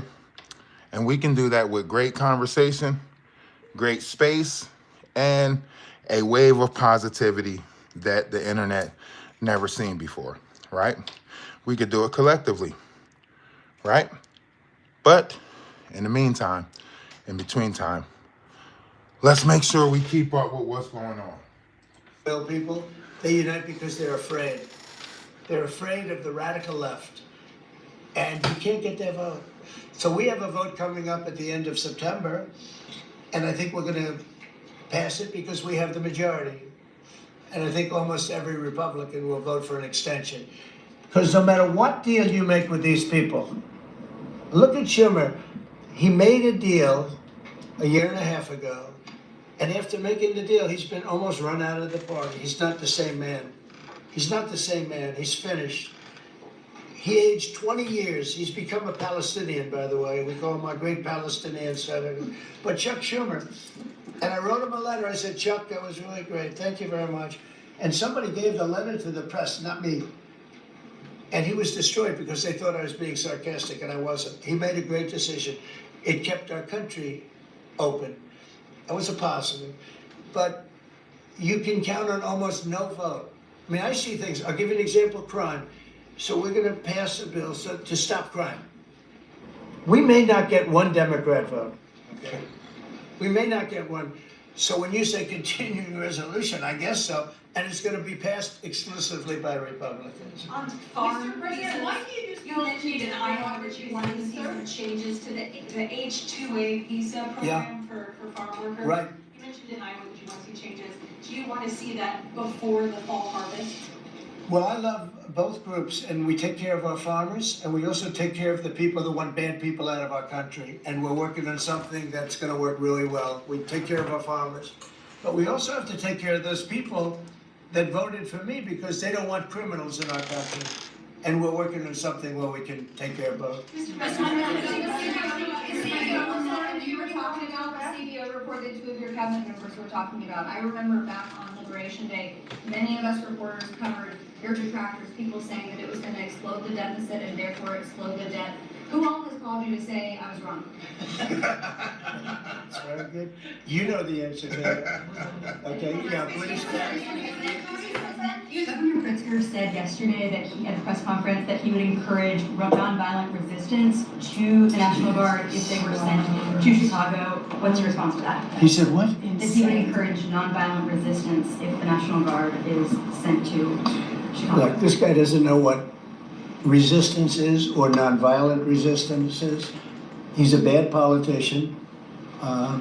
It's amazing. I mean, if he didn't have the money, he wouldn't get any votes because there's no compelling reason to vote for him. The guy's a major loser. But it would be nice if he would call me. I would change my mind immediately. He said, because everybody knows Chicago. Oh, too bad this ain't CNN. Everybody knows. It's not like he's saying Chicago has much better numbers, right? Well, what's much better? You mean 100 people are going to be murdered? It's going to be much more than that. So I would have much more respect for Pritzker if he'd call me up and say, I have a problem. Can you help me fix it? I would be so happy to do it. I don't love, not that I don't have the right to do anything I want to do. I'm the president of the United States. If I think our country's in danger, and it is in danger in these cities, I can do it. No problem going in and solving, his difficulties. But it would be nice if they'd call and they'd say, would you do it? And we do it in conjunction. Now, we work very well with the police because we naturally get along with the police. Come on down to South Park. We're going to have ourselves a time. Whether the mayor is opposed or whether, you have a really rotten mayor there too. He's got a 6% approval rating in Chicago. And I see black women wearing a red MAGA hat last night on television. Please let the president come in. My son was attacked. You have a force of black women. They're like only Trump. They want Trump to come in. And you see them, they're all over the place in Chicago because they're afraid to go out and they don't want their son or their daughter killed, just like your parents didn't want you killed. And we have a tremendous, look, it's not about winning elections because we want to have nice, fair elections. It's not politics. So if they go into Chicago and if you listen to the people of Chicago, they're actually asking not, for it not to happen. But oh hell no, not the NBC motherfucking, not the NBC sound.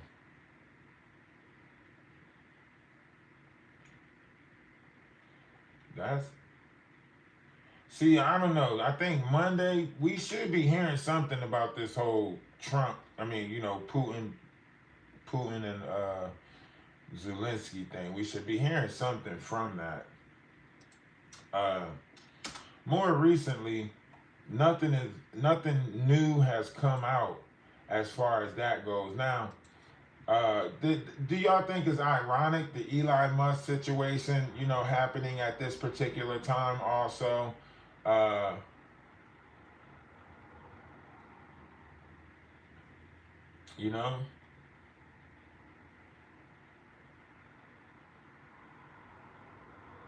this now? On the Republicans in Congress and Senate to vote. We have the majority, so we'll vote. We don't have a big majority, but we've gotten everything, including the great, big, beautiful bill. Got that done, and that's one of the greatest things that's ever happened to people in this country. They're starting to figure it out, how good it is. Biggest tax cut in history, so many things.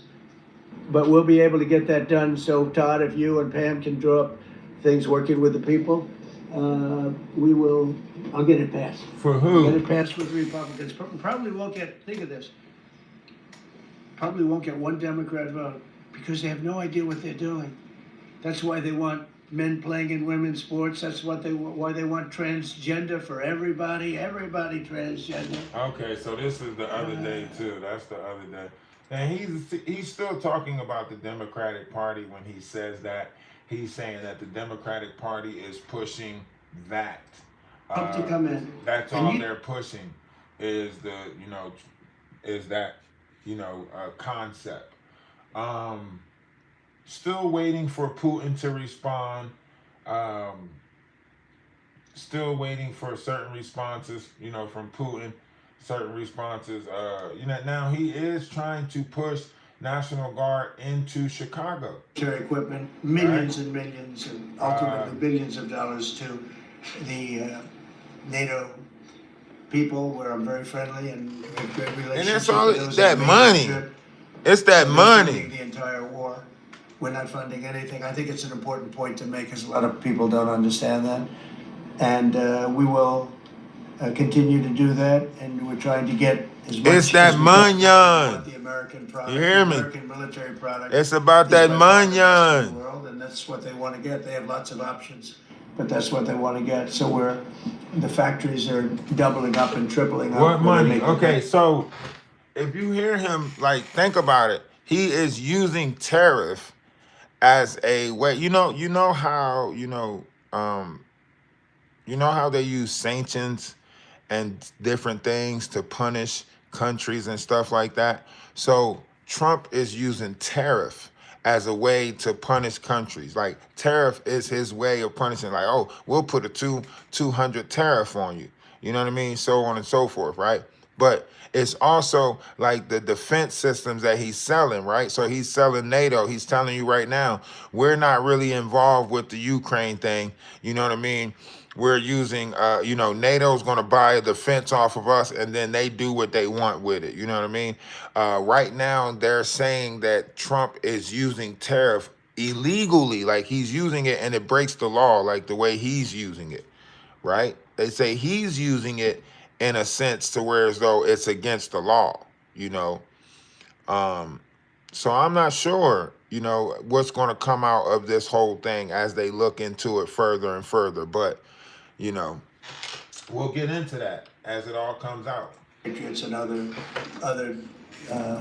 The threats that he's making against other countries with tariff. weapons. You know what I mean? Wages for blue-collar workers. It's like, oh, if they want to go to war, we'll just hit them with some tariff and, tell them to stop it. All of us around this table, the average American worker has already seen a $500 wage increase this year, and there's no inflation. Because there's been decreases, tremendous decreases with, thanks to Doug and Chris, some of the people, the great job they've done with energy, thank you very much, and Chris, thank you very much. I see you down close to $60 a barrel, and you'll be breaking that pretty soon, and that has a huge impact. So we have groceries are down, energy is way down. Groceries is not down. Them eggs is still high A price. gallon of gas, think of that, for Lying. gasoline, and now it's probably $2.25. There are some places it's $2. It broke $2 in a couple of locations in the South. In places like California where they charge such high taxes, it's higher, but it's still much lower than what it was a year ago. So energy's way down, groceries are way down, eggs are way down. Thank you very much, Madam Secretary. You've done a great job. When we gonna see? Appreciate it. When we came gonna in, see? The eggs were through the roof. They were 4 times higher than they've ever been. And my first question from you people, well, what are you gonna do with eggs? I said, what's the problem with eggs? That was caused by Biden, or whoever was operating the auto pen actually caused it, I guess, because I don't think he knew too much about eggs. Factories are booming compared to before I took office. Domestic auto production is going to be Through the roof. It's going to be so thrilling in 2 years when you see the numbers.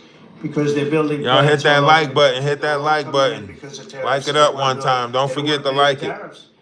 And if they build their plant here, they don't pay the Hey, tariffs. listen, we're building this space up. So, as throughout the week goes, we'll build up the space. And then maybe Friday, we'll have a panel conversation where people can come up like every Friday night or something like that. Or maybe we'll do it 2 days, depending on how great the space becomes. But we'll build it up. We'll keep world news, keep going. What's going on in the world? Keep watching, tuning in with each other. We do have other things going on. You could check out the stuff that we have in the clothing store. You could check out the music that we have on Spotify, iHeartRadio, and Amazon Music. You can check out some of that stuff. But mainly like paying attention, keeping up. Yes, you might not like my opinion. You might not like some of the stuff that I say. I don't care. Like I'm for peace. Anyone that's trying to push peace, an idea of peace, understanding, trying to, build a level of understanding with one another, then, I'm for that. You know what I mean? And right now, it seems like we are outside of the conversation of this. A lot of people are just so caught up with what they got going on in their daily life, day-to-day activity, running around. I got to do this, I got to do that. I'm too busy to keep up. Okay, so just tune into, this page right here, and we're going to keep up for you. You know what I mean? And if you're a gamer, we also do gaming on TikTok, Atlas Gaming 111 over on TikTok. So make sure you come over there, Atlas Gaming 111. We'll be gaming over there after 10 o'clock or something like that. But we're going to keep you posted on what's going on, and we're going to hold high-level conversations. We appreciate it if you keep the all caps out of the comment section, for that is for the mods to get my attention. And also, we appreciate it if you try to be respectful. We know your opinion matters too. Just try to be on the more respectful side of it. You guys got a lot of insulting things to say, and you're attacking the wrong people for it. So I see you guys attacking mods. I see you guys attacking each other. Yes, we are all angry in some way, shape, or form, right? Damn, you just gonna tell me to shut the F up? That's how you feel, Samuel Smith? You need a virtual hug, my boy? Do you need a virtual hug? Huh? Because we give out virtual hugs over here, and your ass might be on the list for one, okay? So pipe down and keep your hands on the phone, all right? Pipe down and keep your hands on the phone. All right, please stand by. Oh, ignorant mother. They're pouring into our country, and you know about AI and you know about other, but the auto plants, that's the good old-fashioned stuff that I love. The auto plants are pouring into the United States of America. They're coming from Mexico, they're coming from Canada, and they're coming from Europe, all over Europe. And it's been pretty amazing. So factories are booming, and when they actually open, right now they're booming in terms of construction. This is something given to me by Mark Zuckerberg, and you'll see this is AI now. These are, I never understood. I said, well, because I built shopping centers, and for $50 million you can build a very nice shopping center. So I never understood when they said 50 billion for a plant. I said, what the hell kind of a plant is that? What the hell kind of a plant is that? It's 50 billion. So this is 50 billion for a plant. Louisiana. That's Meta, Facebook, as people understand it to be. But look at that. That's the size of Manhattan. So that's superimposed over the island of Manhattan. It takes up a big part of Manhattan. I think they say 81% of Manhattan. So these are big things, and they're going up. A lot of them are going up. 81% of Manhattan. Building 4 of them, and others are building similar places. And when these things open up, I'll tell you what, our country, we're leading China now in AI, substantially leading China. And the reason is because we're letting them build their own electrical facilities. We would need double the energy that if you take all of the electricity that we produce right now in this country, you'd have to multiply it times 2 or maybe 3 times. So 3 times more than we have right now for everything, to operate your toaster and everything else, okay? 3 times more. and the way we are able to succeed, because China goes out and builds these massive plants. They're right now building 58 coal, in this case, almost all coal-fired plants. And coal is back with this country too, by the way. You know, there's a reason they use it, because it's good. It works for them. And we call it clean coal. We don't call it coal, we call it clean, even very clean coal. But we have coal going up, we have nuclear going up. Nuclear is very much in vogue now. It's safe and inexpensive and great. We don't allow windmills. We're not allowing any windmills to go up. I mean, unless there's a legal situation where somebody committed to it a long time ago, we don't allow windmills. And we don't want the solar panels that I'm speaking with the secretary about, because they take up, you know, thousands of acres of our farmland. You see these big ugly patches of black plastic that comes from China, and the solar. Yeah, you remember that shit. We want clean coal. Clean coal. We gonna bring out clean coal for everybody. Unstable, but it really takes up your farm. The farmers are saying, you know, they're building these massive blotches in the middle of the fields all over the country. It's so crazy. It's so crazy. So we're not heavy into that at all. And windmills, we're just not going to allow them. They're ruining our country. They're ruining everyone. If you look at, I hate to mention countries, but you look at the UK, what's happened in the UK, they have energy costs have gone through the roof. It's because of wind. They want to do everything, close up the northern parts of the country. They have oil, it's tremendous. And they closed it up, and they've been building windmills all over the place. And I tell them, you're my friends, but man, you're gonna have a bad awakening very soon. It's gonna be very bad. They're ugly, they don't work, they kill your birds, they're bad for the environment. And if you look at them from a house, your house is worth less than 50%. So I'm trying to have people learn about wind real fast, and I think I've done a good job, but not good enough, because some countries are still trying, and they're destroying themselves. Those are countries that are really destroying themselves. I hope they get back to fossil fuel, because right now, Chris, whether we like it or not, fossil fuel is the thing that works, and then you can add nuclear with it and other things, but fossil fuel is what works if we're going to fire up those big monster factories. But if you look at comparing everything before I took office, domestic auto production is up 18,000 cars a month, and we haven't even started yet, because a lot of these plants aren't built. It's up 18,000 because Ford, General Motors, and a couple of others, Stellantis, they're taking their existing plants, and they're, as quickly as they can, they're adding on to them. So when their plants open, because they're building big, modern, beautiful auto plants, but think of that, we're up 18,000 cars a month, and essentially all they've done is try and utilize their space correctly as their big plants open up. It's going to be, I hope they remember that it was this way. I hope this table gets a lot of the credit for what's happening. It's all of the credit, because this would have never President happened. We were brain going is missing everywhere. We were losing. Yeah, all caps All the will be car plants removed. were Please leaving don't this all country. caps in the They're all comment coming back. section. That They is are for the coming from mods. Canada. But And you they know, are feel coming free from to Mexico. do They're everything coming else from in the Germany. comment They're coming section from all besides over the be world. disrespectful. Domestic steel production is up by 100,000 tons of steel a week. We have a 50% tariff on steel, aluminum, and various other things. Copper just got brought into the picture, and that means Y'all think he really hid Obama's picture in the Oval Office? Y'all think he really hid that picture in the Oval Office? Y'all think he was that petty and he hid the picture? One's in the chat. One's in the chat if y'all think he hid that picture of Obama. And it stays right here in America. So we're doing amazingly well on steel, and domestic oil production is up by more than 300,000 barrels a day. That's a lot of barrels. Y'all think he did that shit? You're going to be talking about that in a second, I think. Y'all think he petty? Yeah. Nah, he can't burn it. He can't burn it.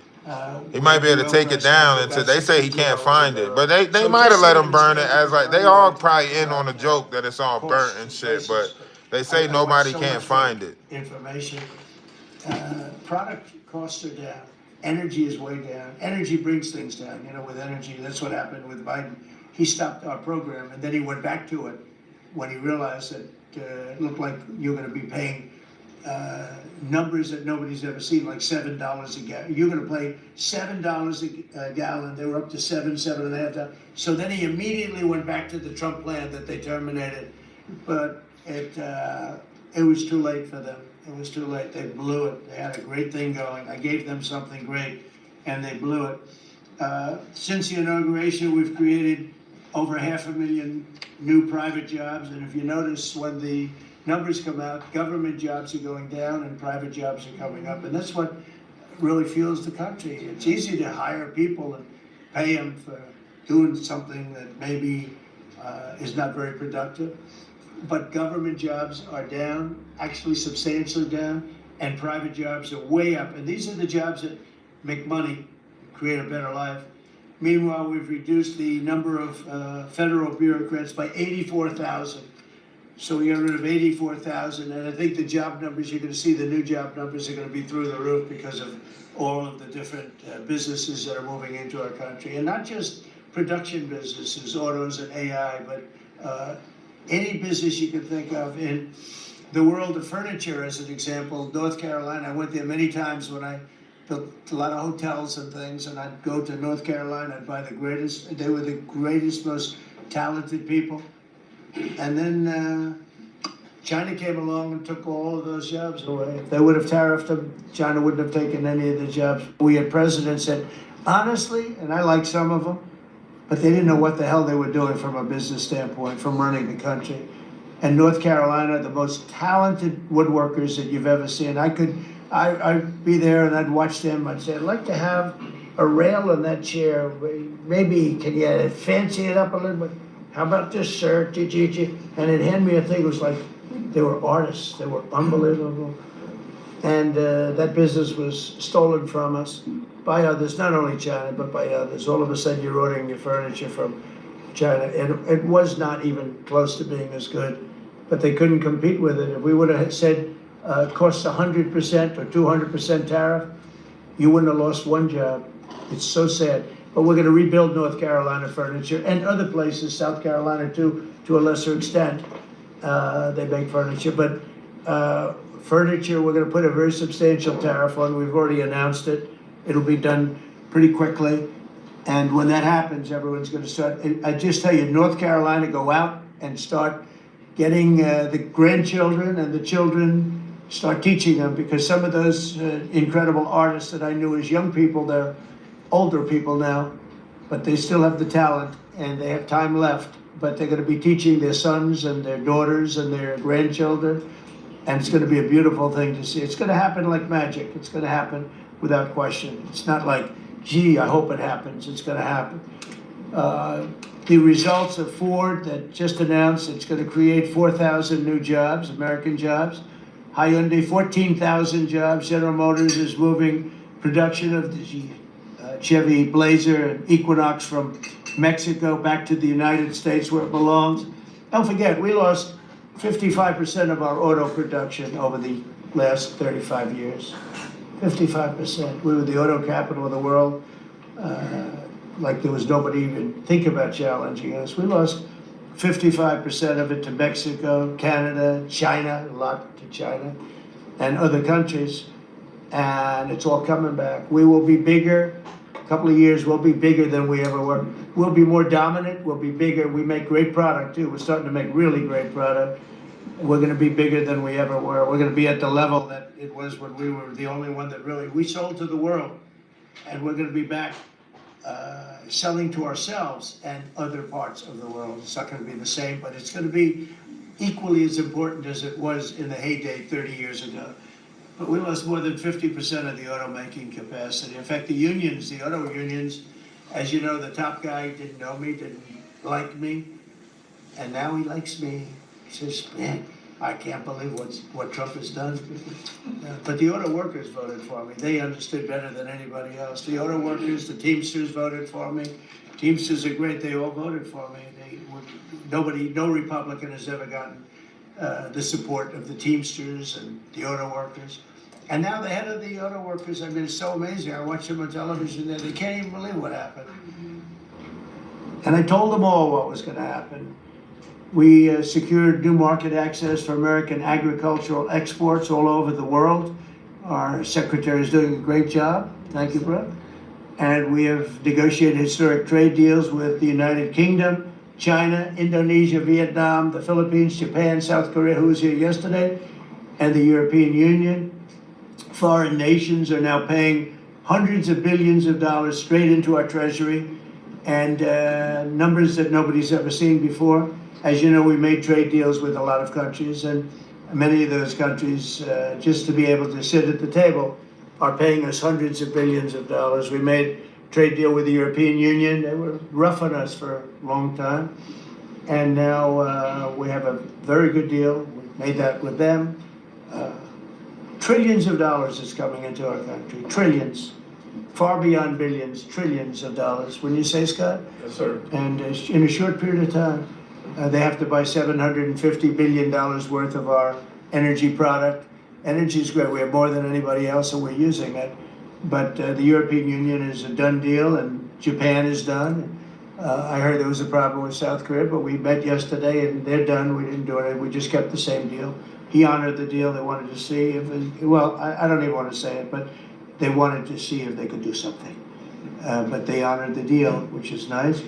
And we cut the previous record-setting trade deficit, I hear just came out. We cut it in half already. We haven't even said, we've only been here really for a few months because, you know, it takes you a little while to fix up the Oval Office and do those things, prepare for the battle, right?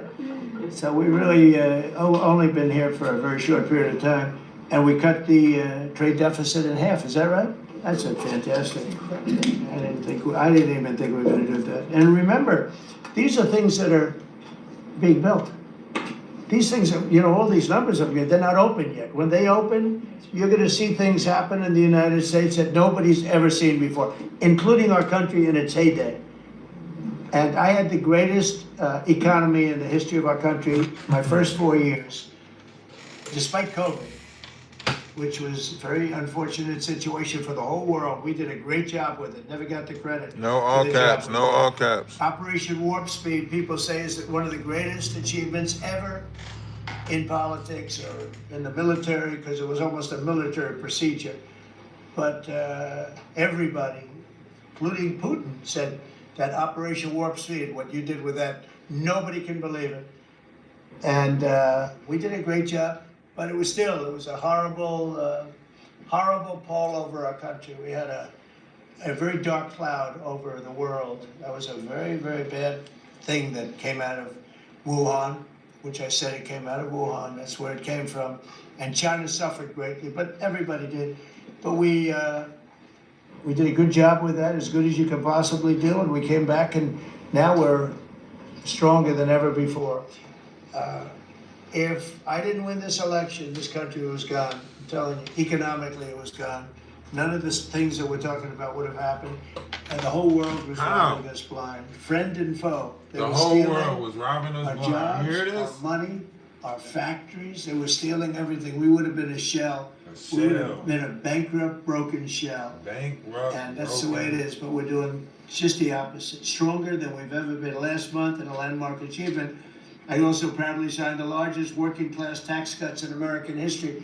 So the bill that, I'm not going to use the term great, big, beautiful, that was good for getting it approved, but it's not good for explaining to people what it's all about.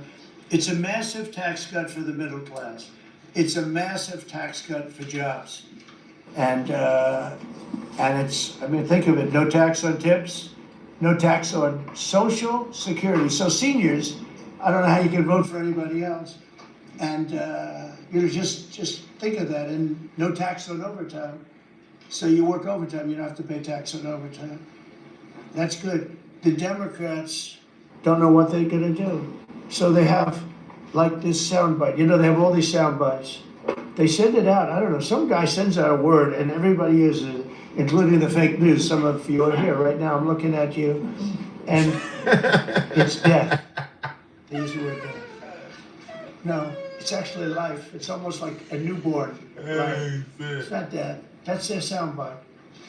The bill is death. It's not, We strengthened Social Security.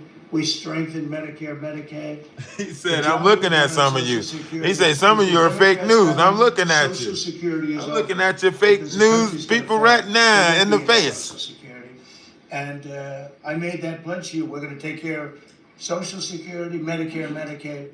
And we're doing that in spades because the country is becoming so successful again. And it hasn't been this successful.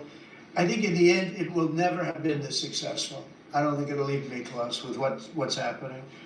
Every American is seeing a tax cut as a result of the bill. The average police officer will keep an extra $1,000 a year at least in overtime, and the average waiter or waitress will keep nearly $2,000 extra in the fact that they would have had to pay that kind of money on tips. And I never realized that the government was so strong on that, but waitresses, waiters would tell me that the government would go after them. It was horrible. That's how it all started with me. It just was incredible. And the biggest thing was, again, the $4 trillion that they found. I said, well, that was nice. They should have announced it. I could have told them that.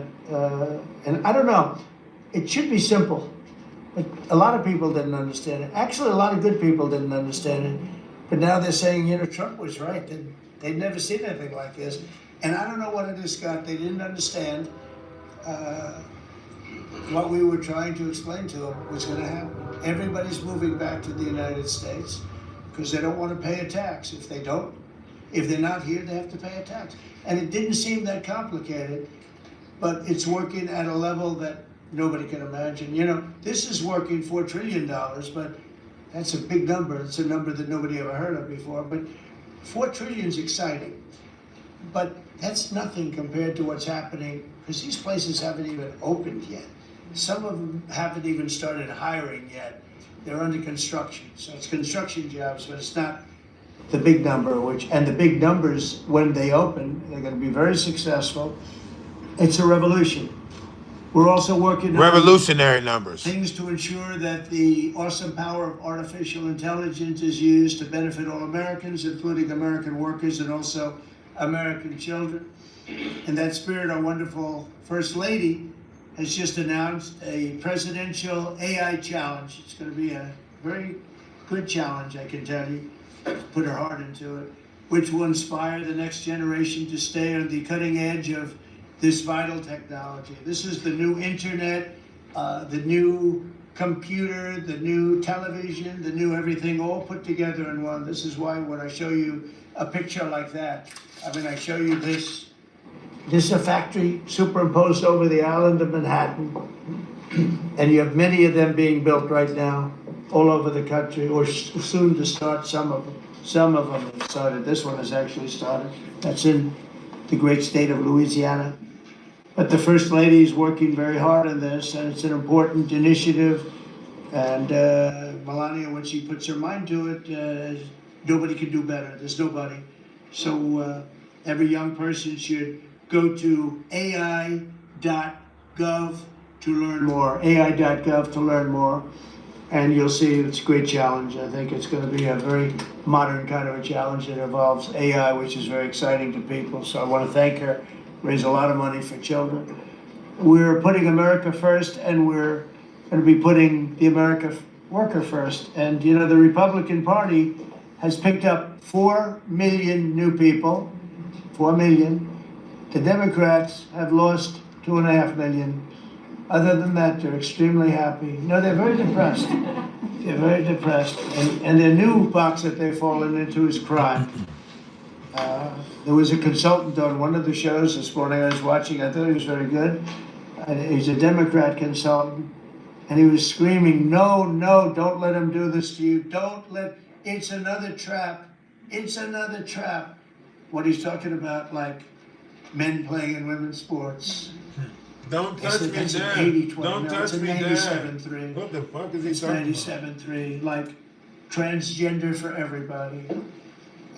They fought for it. They're still fighting for it. I saw a guy today, a politician that you all know very well, fighting like hell for men playing in women's sports. You don't understand. They're human beings also. Well, I agree they're human beings. But you can't have a 7-foot guy playing basketball with the women, you know, just one of those little problems in life. And we all have our place, that's okay. I've got my place too. But this guy's screaming, it's another trap. And this is the worst of all. He said, because this is crime. Trump is saying he's against crime and they're for crime.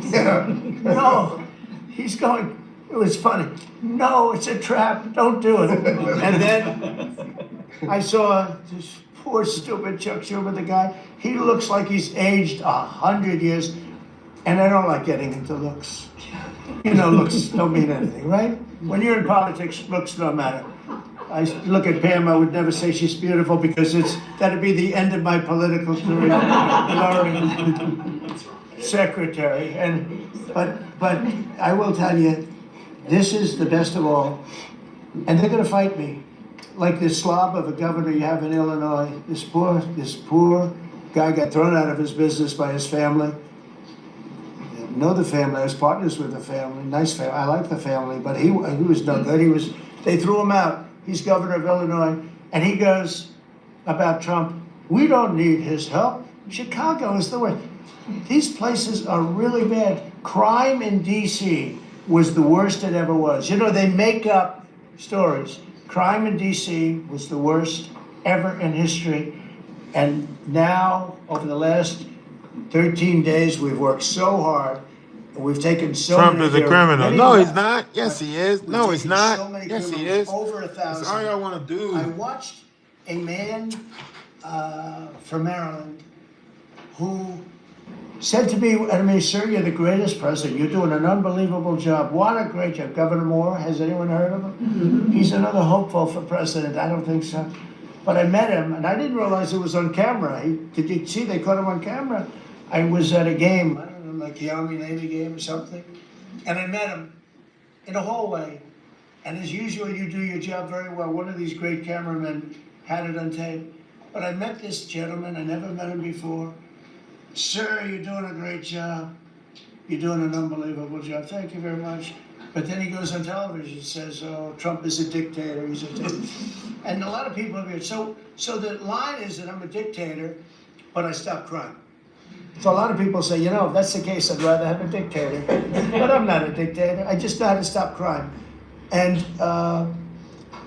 you would think that Illinois, where they have such a problem with crime, such a bad governor, he should be calling me and he should be saying, could you send over the troops, please? It's out of control. It's out of control. In New York, it's out of control.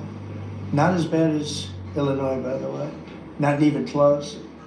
In California, you would have not had the Olympics had I not sent in the troops, sent in the National Guard. They did a fantastic job.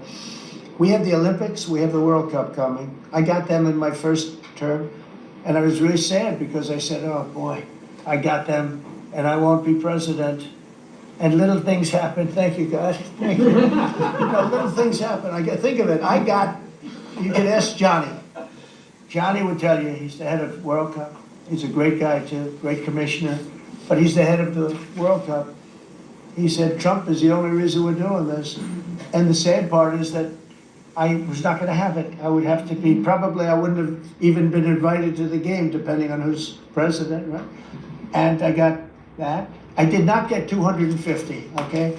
The 250th anniversary, I did not get. I'd like to claim it, if I might, but I did get that. That was whether I was president or not, it was still 250. I'd like to take credit for it. What I will take credit for is we're gonna have a better celebration under Trump than you would have had under some stuff. That I'll take care of. We're gonna have a safer place, Christy, because of you and Tom Homan and everybody, right? But, so we have 250 coming up. We have the World Cup coming up, which is like having 45 Super Bowls. And we have the Olympics coming up. So we're gonna have a very exciting 3.5 years remaining. We're gonna have a very exciting, it's gonna be done properly. So I just wanna tell you, our country's in incredible shape. Our military is strong and powerful and respected. We had some fantastic decisions from the Supreme Court that let us put the people into the military and other businesses that are best for the job, as opposed to some woke reason that was killing our country. That was a very strong, very powerful. You can now go into a company based on your ability, as opposed to being forced in based on some factor that cannot make our country great. That was a big decision, very, very big decision. And we've had a lot of great decisions, and we've all made some great decisions sitting around this table. I want to thank Scott. Unbelievable what's happening financially with you and Howard. And Vice President's involved in everything, and he's been great. And Marco has been, really, I think you're born for this job. I don't think you should ever run for another office. I don't think you should, really. You're so good at this. He is so good. And everybody likes him, everybody likes him. But everybody, much more importantly than like, I think you would say, is respect. They respect Marco. They respect all the people around the table. So what I'd like to do is, I'd like to go around the table. You seem to like it. Your audience seems to like it based on ratings. And I want to mention, about crime, because we have a young lady here, Iris, of Epoch Times. You're Iris, aren't you, huh? And I heard you were very savagely mugged in the city, and you're not going to let that happen under this administration. And that was last year. And would you like to mention what happened? Of course. So first of all, thank you, Mr. President. Do you want to listen to this? For having me here to share my story. To He know he planted her there. He know he planted her there. You guys want to listen to what happened? 2 years ago, it was a Saturday morning in broad daylight. I was on my way to work, and a young man with a black ski mask pointed a gun at my face and threatened me to hand over my phone, my wallet, my laptop, and everything else. And when I refused, he used the butt of his handgun to strike me across the face, in the cheek, or what some people call pistol whip me, before running away. And that has deeply traumatized myself and my family. Ever since, I've never dared to walk in the street of DC at night, ever. And my family was extremely worried. So, Mr. President, thank you so much for what you're doing. I just feel all types of lies around that. You said no to a masked gunman. I could have died right there in the middle of nowhere without my families or my friends knowing at the age of back then, I think 23. Right. Just starting my career here in DC without even starting a family. Right now, I'm very blessed to have this opportunity. So you had a gun pointed at your head, and you probably figured that he's going to pull the trigger, because these are animals that don't know what the hell. They couldn't care less. The pulling the trigger to him is a very minor event. So why is she still there? If that's the case, why is she still there? And you did refuse to give it, which would probably, maybe somebody would say that was not the right decision, right? But you refused, but I understand that. But you did refuse. And hit you real hard. Really amazing that you weren't shot. That was. I'm very blessed, and that's why having this opportunity to stand here to share my story today. One, I'm very grateful for God for allowing me to still survive to this day, but also to Mr. President. Thank you for now making DC safer. Thank you very much. For us, for our families, for my parents, on behalf of my parents, and now my baby on the way. Thank you so much.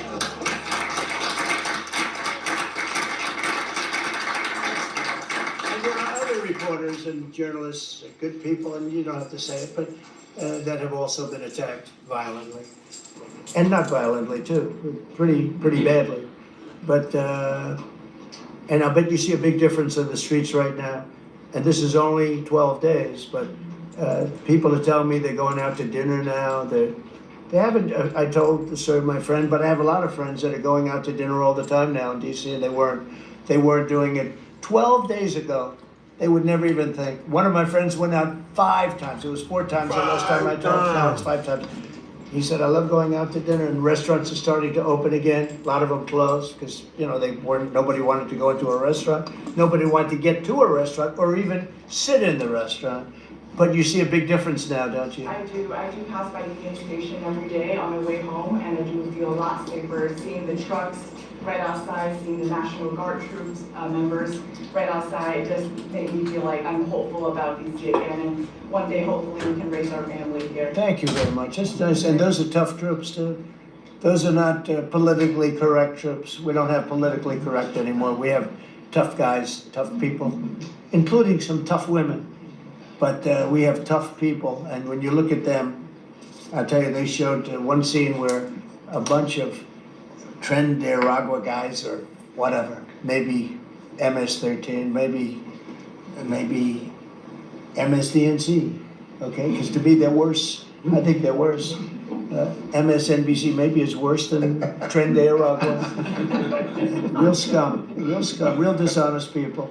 But anyway, they went into this gang, I think it was Tren-de-Aragua, Venezuela, and they weren't nice to this group of people. The gang was calling them sir. Yes, sir. Yes, sir. Get out of here. Get the hell out of here. You're no good. Get out of here. And yes, sir. Yes, sir. Yes. These are people that beat up people all day long. And they're calling these soldiers. That's what they are. They're real soldiers. There's no games. I said, you don't have to be politically correct. And you know the way they used to spit in the face of the soldiers, with the soldiers saying like this, and you'd have some guy or some woman sometimes screaming at them from 1 inch away. They're standing there and they're told you cannot do anything, and they start spitting, actually spitting in their face. And I said, you spit, we hit. And they're totally authorized. That is so childish. That's some shit you say to a kid, right? That's some shit you said in like what, the 3rd grade? You spit, we hit. But it's like a jungle. Talk shit, get hit. That's what we said in like what, 8th grade, 7th grade? Talk shit, get hit. This will be the safest capital there is. It'll be one of the safest places in our nation, anywhere. And right now it's one of the most unsafe places, but not now. 12 days ago, it was the most unsafe place in our nation. And they have to stop issuing false crime numbers because, I heard the mayor and I like the mayor, fine. I don't care if I like her or not. If she did her job, I wish she were a horrible person who did her job. But she's probably nice, I guess. I don't care. I want her to do a job. But they issue false numbers. She said crime is down, before we got, now they can say crime is down. Crime is very much down. But what they did is they issued numbers. It's the best in 30 years. Not the best. It's the worst. It's the worst. It's much worse. And they gave phony numbers, and then they fired the man who didn't want to write the phony numbers. He got fired. And I guess that whole situation's under investigation because it's a very important thing, Pam. If they're going to give these phony numbers, it's a false feeling that you get crime. You have to do something about it. You can't go around saying, "Oh, Washington D.C. safe," if it's not. It's going to be very safe very soon. It's very safe right now. You're going to go out, have dinner. People are going out all over the place. They're walking. I have people that work in government, strong, tough cookies. They can take care of themselves. But it doesn't help to have big, strong muscles. And I work out. If a guy's over there with a gun shooting you in your face, you can be the strongest guy in the world. A guy has a gun, shoots you in the face. It doesn't matter how much you've worked out, how many weights you've lifted, how hard you work. And so we have the toughest guys and we have the best guys. And I'm willing to go to Chicago, which is a big trouble, but we have a governor that refuses to admit he has problems, huge problems. Baltimore, Wes Moore was telling me I want to walk with the president. Well, I said, I want to walk with you too someday, but first you got to clean up your crime because I'm not walking in Baltimore right now. Baltimore is a hellhole. And this guy, I don't even think he knows it. He's another candidate for president. Between him and Newsom, got some real beauties, I'll tell you. But if we didn't go into Los Angeles, you wouldn't have the Olympics, in my opinion. You wouldn't have the Olympics. We went in, and the sheriff, the boss, said, thank God they're here. You could see his tape. He said, we were not able to control what was happening. That was the sheriff. And he said it loud and clear. And, they're suing us for going in and cleaning up crime. And yet their own sheriff said on the first or second night, Who the fuck is Paul? We could have never had. That was going to be, you were not going to have the Olympics or the World Cup, because that would be, there wouldn't be anything left. They shouldn't have lost 25,000 houses. The water was turned off from the Pacific Northwest. And I was after them in my first administration, turn on the water. turn it on. Nobody could have believed. What are you talking about, Paul? The fuck is Paul? And how did he get a mod? How did he become a mod?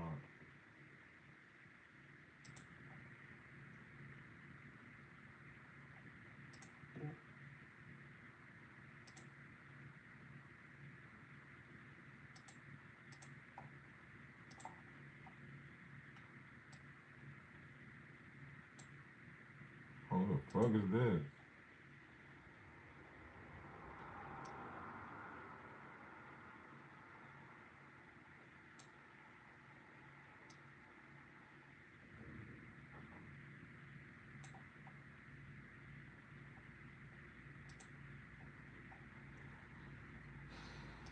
I don't know who accidentally did that.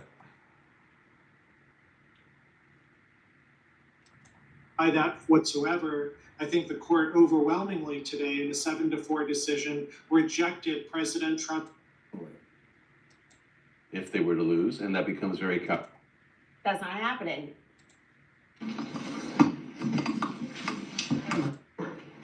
Where we were meeting. Few months. One of the other things that we have done is the Biden administration's guidance on cryptocurrency. And thanks to you and your leadership on that, we've rolled that back. And of course, we're going to see the 401k, the investors in our. All right, I gotta go fix some stuff. The Department of Labor to work. I gotta go fix some stuff. Y'all make sure y'all, subscribe to the page. Make sure y'all subscribe to the page. I gotta go fix some stuff. Love is love. Namaste. I say salutations. If nobody told you that they love you, let me be the first but not the last to tell you that I love you. Paul, I don't know who the hell you are, but you never was a mod over here. You shouldn't have had no wrench by your name. I don't know who modded you. I don't know who gave you that. My fault. Whoever did that, but you shouldn't have been a mod over here. You got to go. Man, listen, make sure y'all hit that subscribe button. Make sure y'all, like the page up. We'll be back later on today with some more updates. Let's see what comes out. It is the weekend, so we really just putting it together over the weekend until Monday. Real news over the weekend. You don't really get news over the weekend, but that's when they do the most shit is over the weekend. So we got to pay attention, put our our ears to the streets and keep what's going on. Putin earned his way. He was special forces. What Trump done has his hotels go bust. I don't know if you're looking at business aspects or whatever the case may be. I don't know if it's quality. I don't know if you have to serve military, but obviously you don't. We don't really know. You can look at brute force. You can say, Putin was in the KGB. He earned his reputation. He got it out the mud. He was in the streets. You can say all of that. We all make up different variations of things as we move forward. Hey, listen, we are going over to TikTok to play the game right now because we do stream the game. So we are going over there to stream the game. We will be streaming the game for, damn near the rest of the day almost. So make sure you go to Atlas Gaming 111 over on TikTok where we stream the game at. We are going over there to stream the game. I don't know if you guys game, but gaming is where I get a lot of my mental release from. You get what I'm saying? Because y'all have, a lot of y'all like to take shit out on people in the world. Y'all out here in the world mad as hell. In the world, Craig. In the world. Top flight security of the world, Craig. Right? But we just want to take it out in the gaming world, right? We don't want no problems. You know what I'm saying? We don't want no problems. So, we just want to take it out in the gaming world. Y'all want all that extra shit. We don't want the extra shit.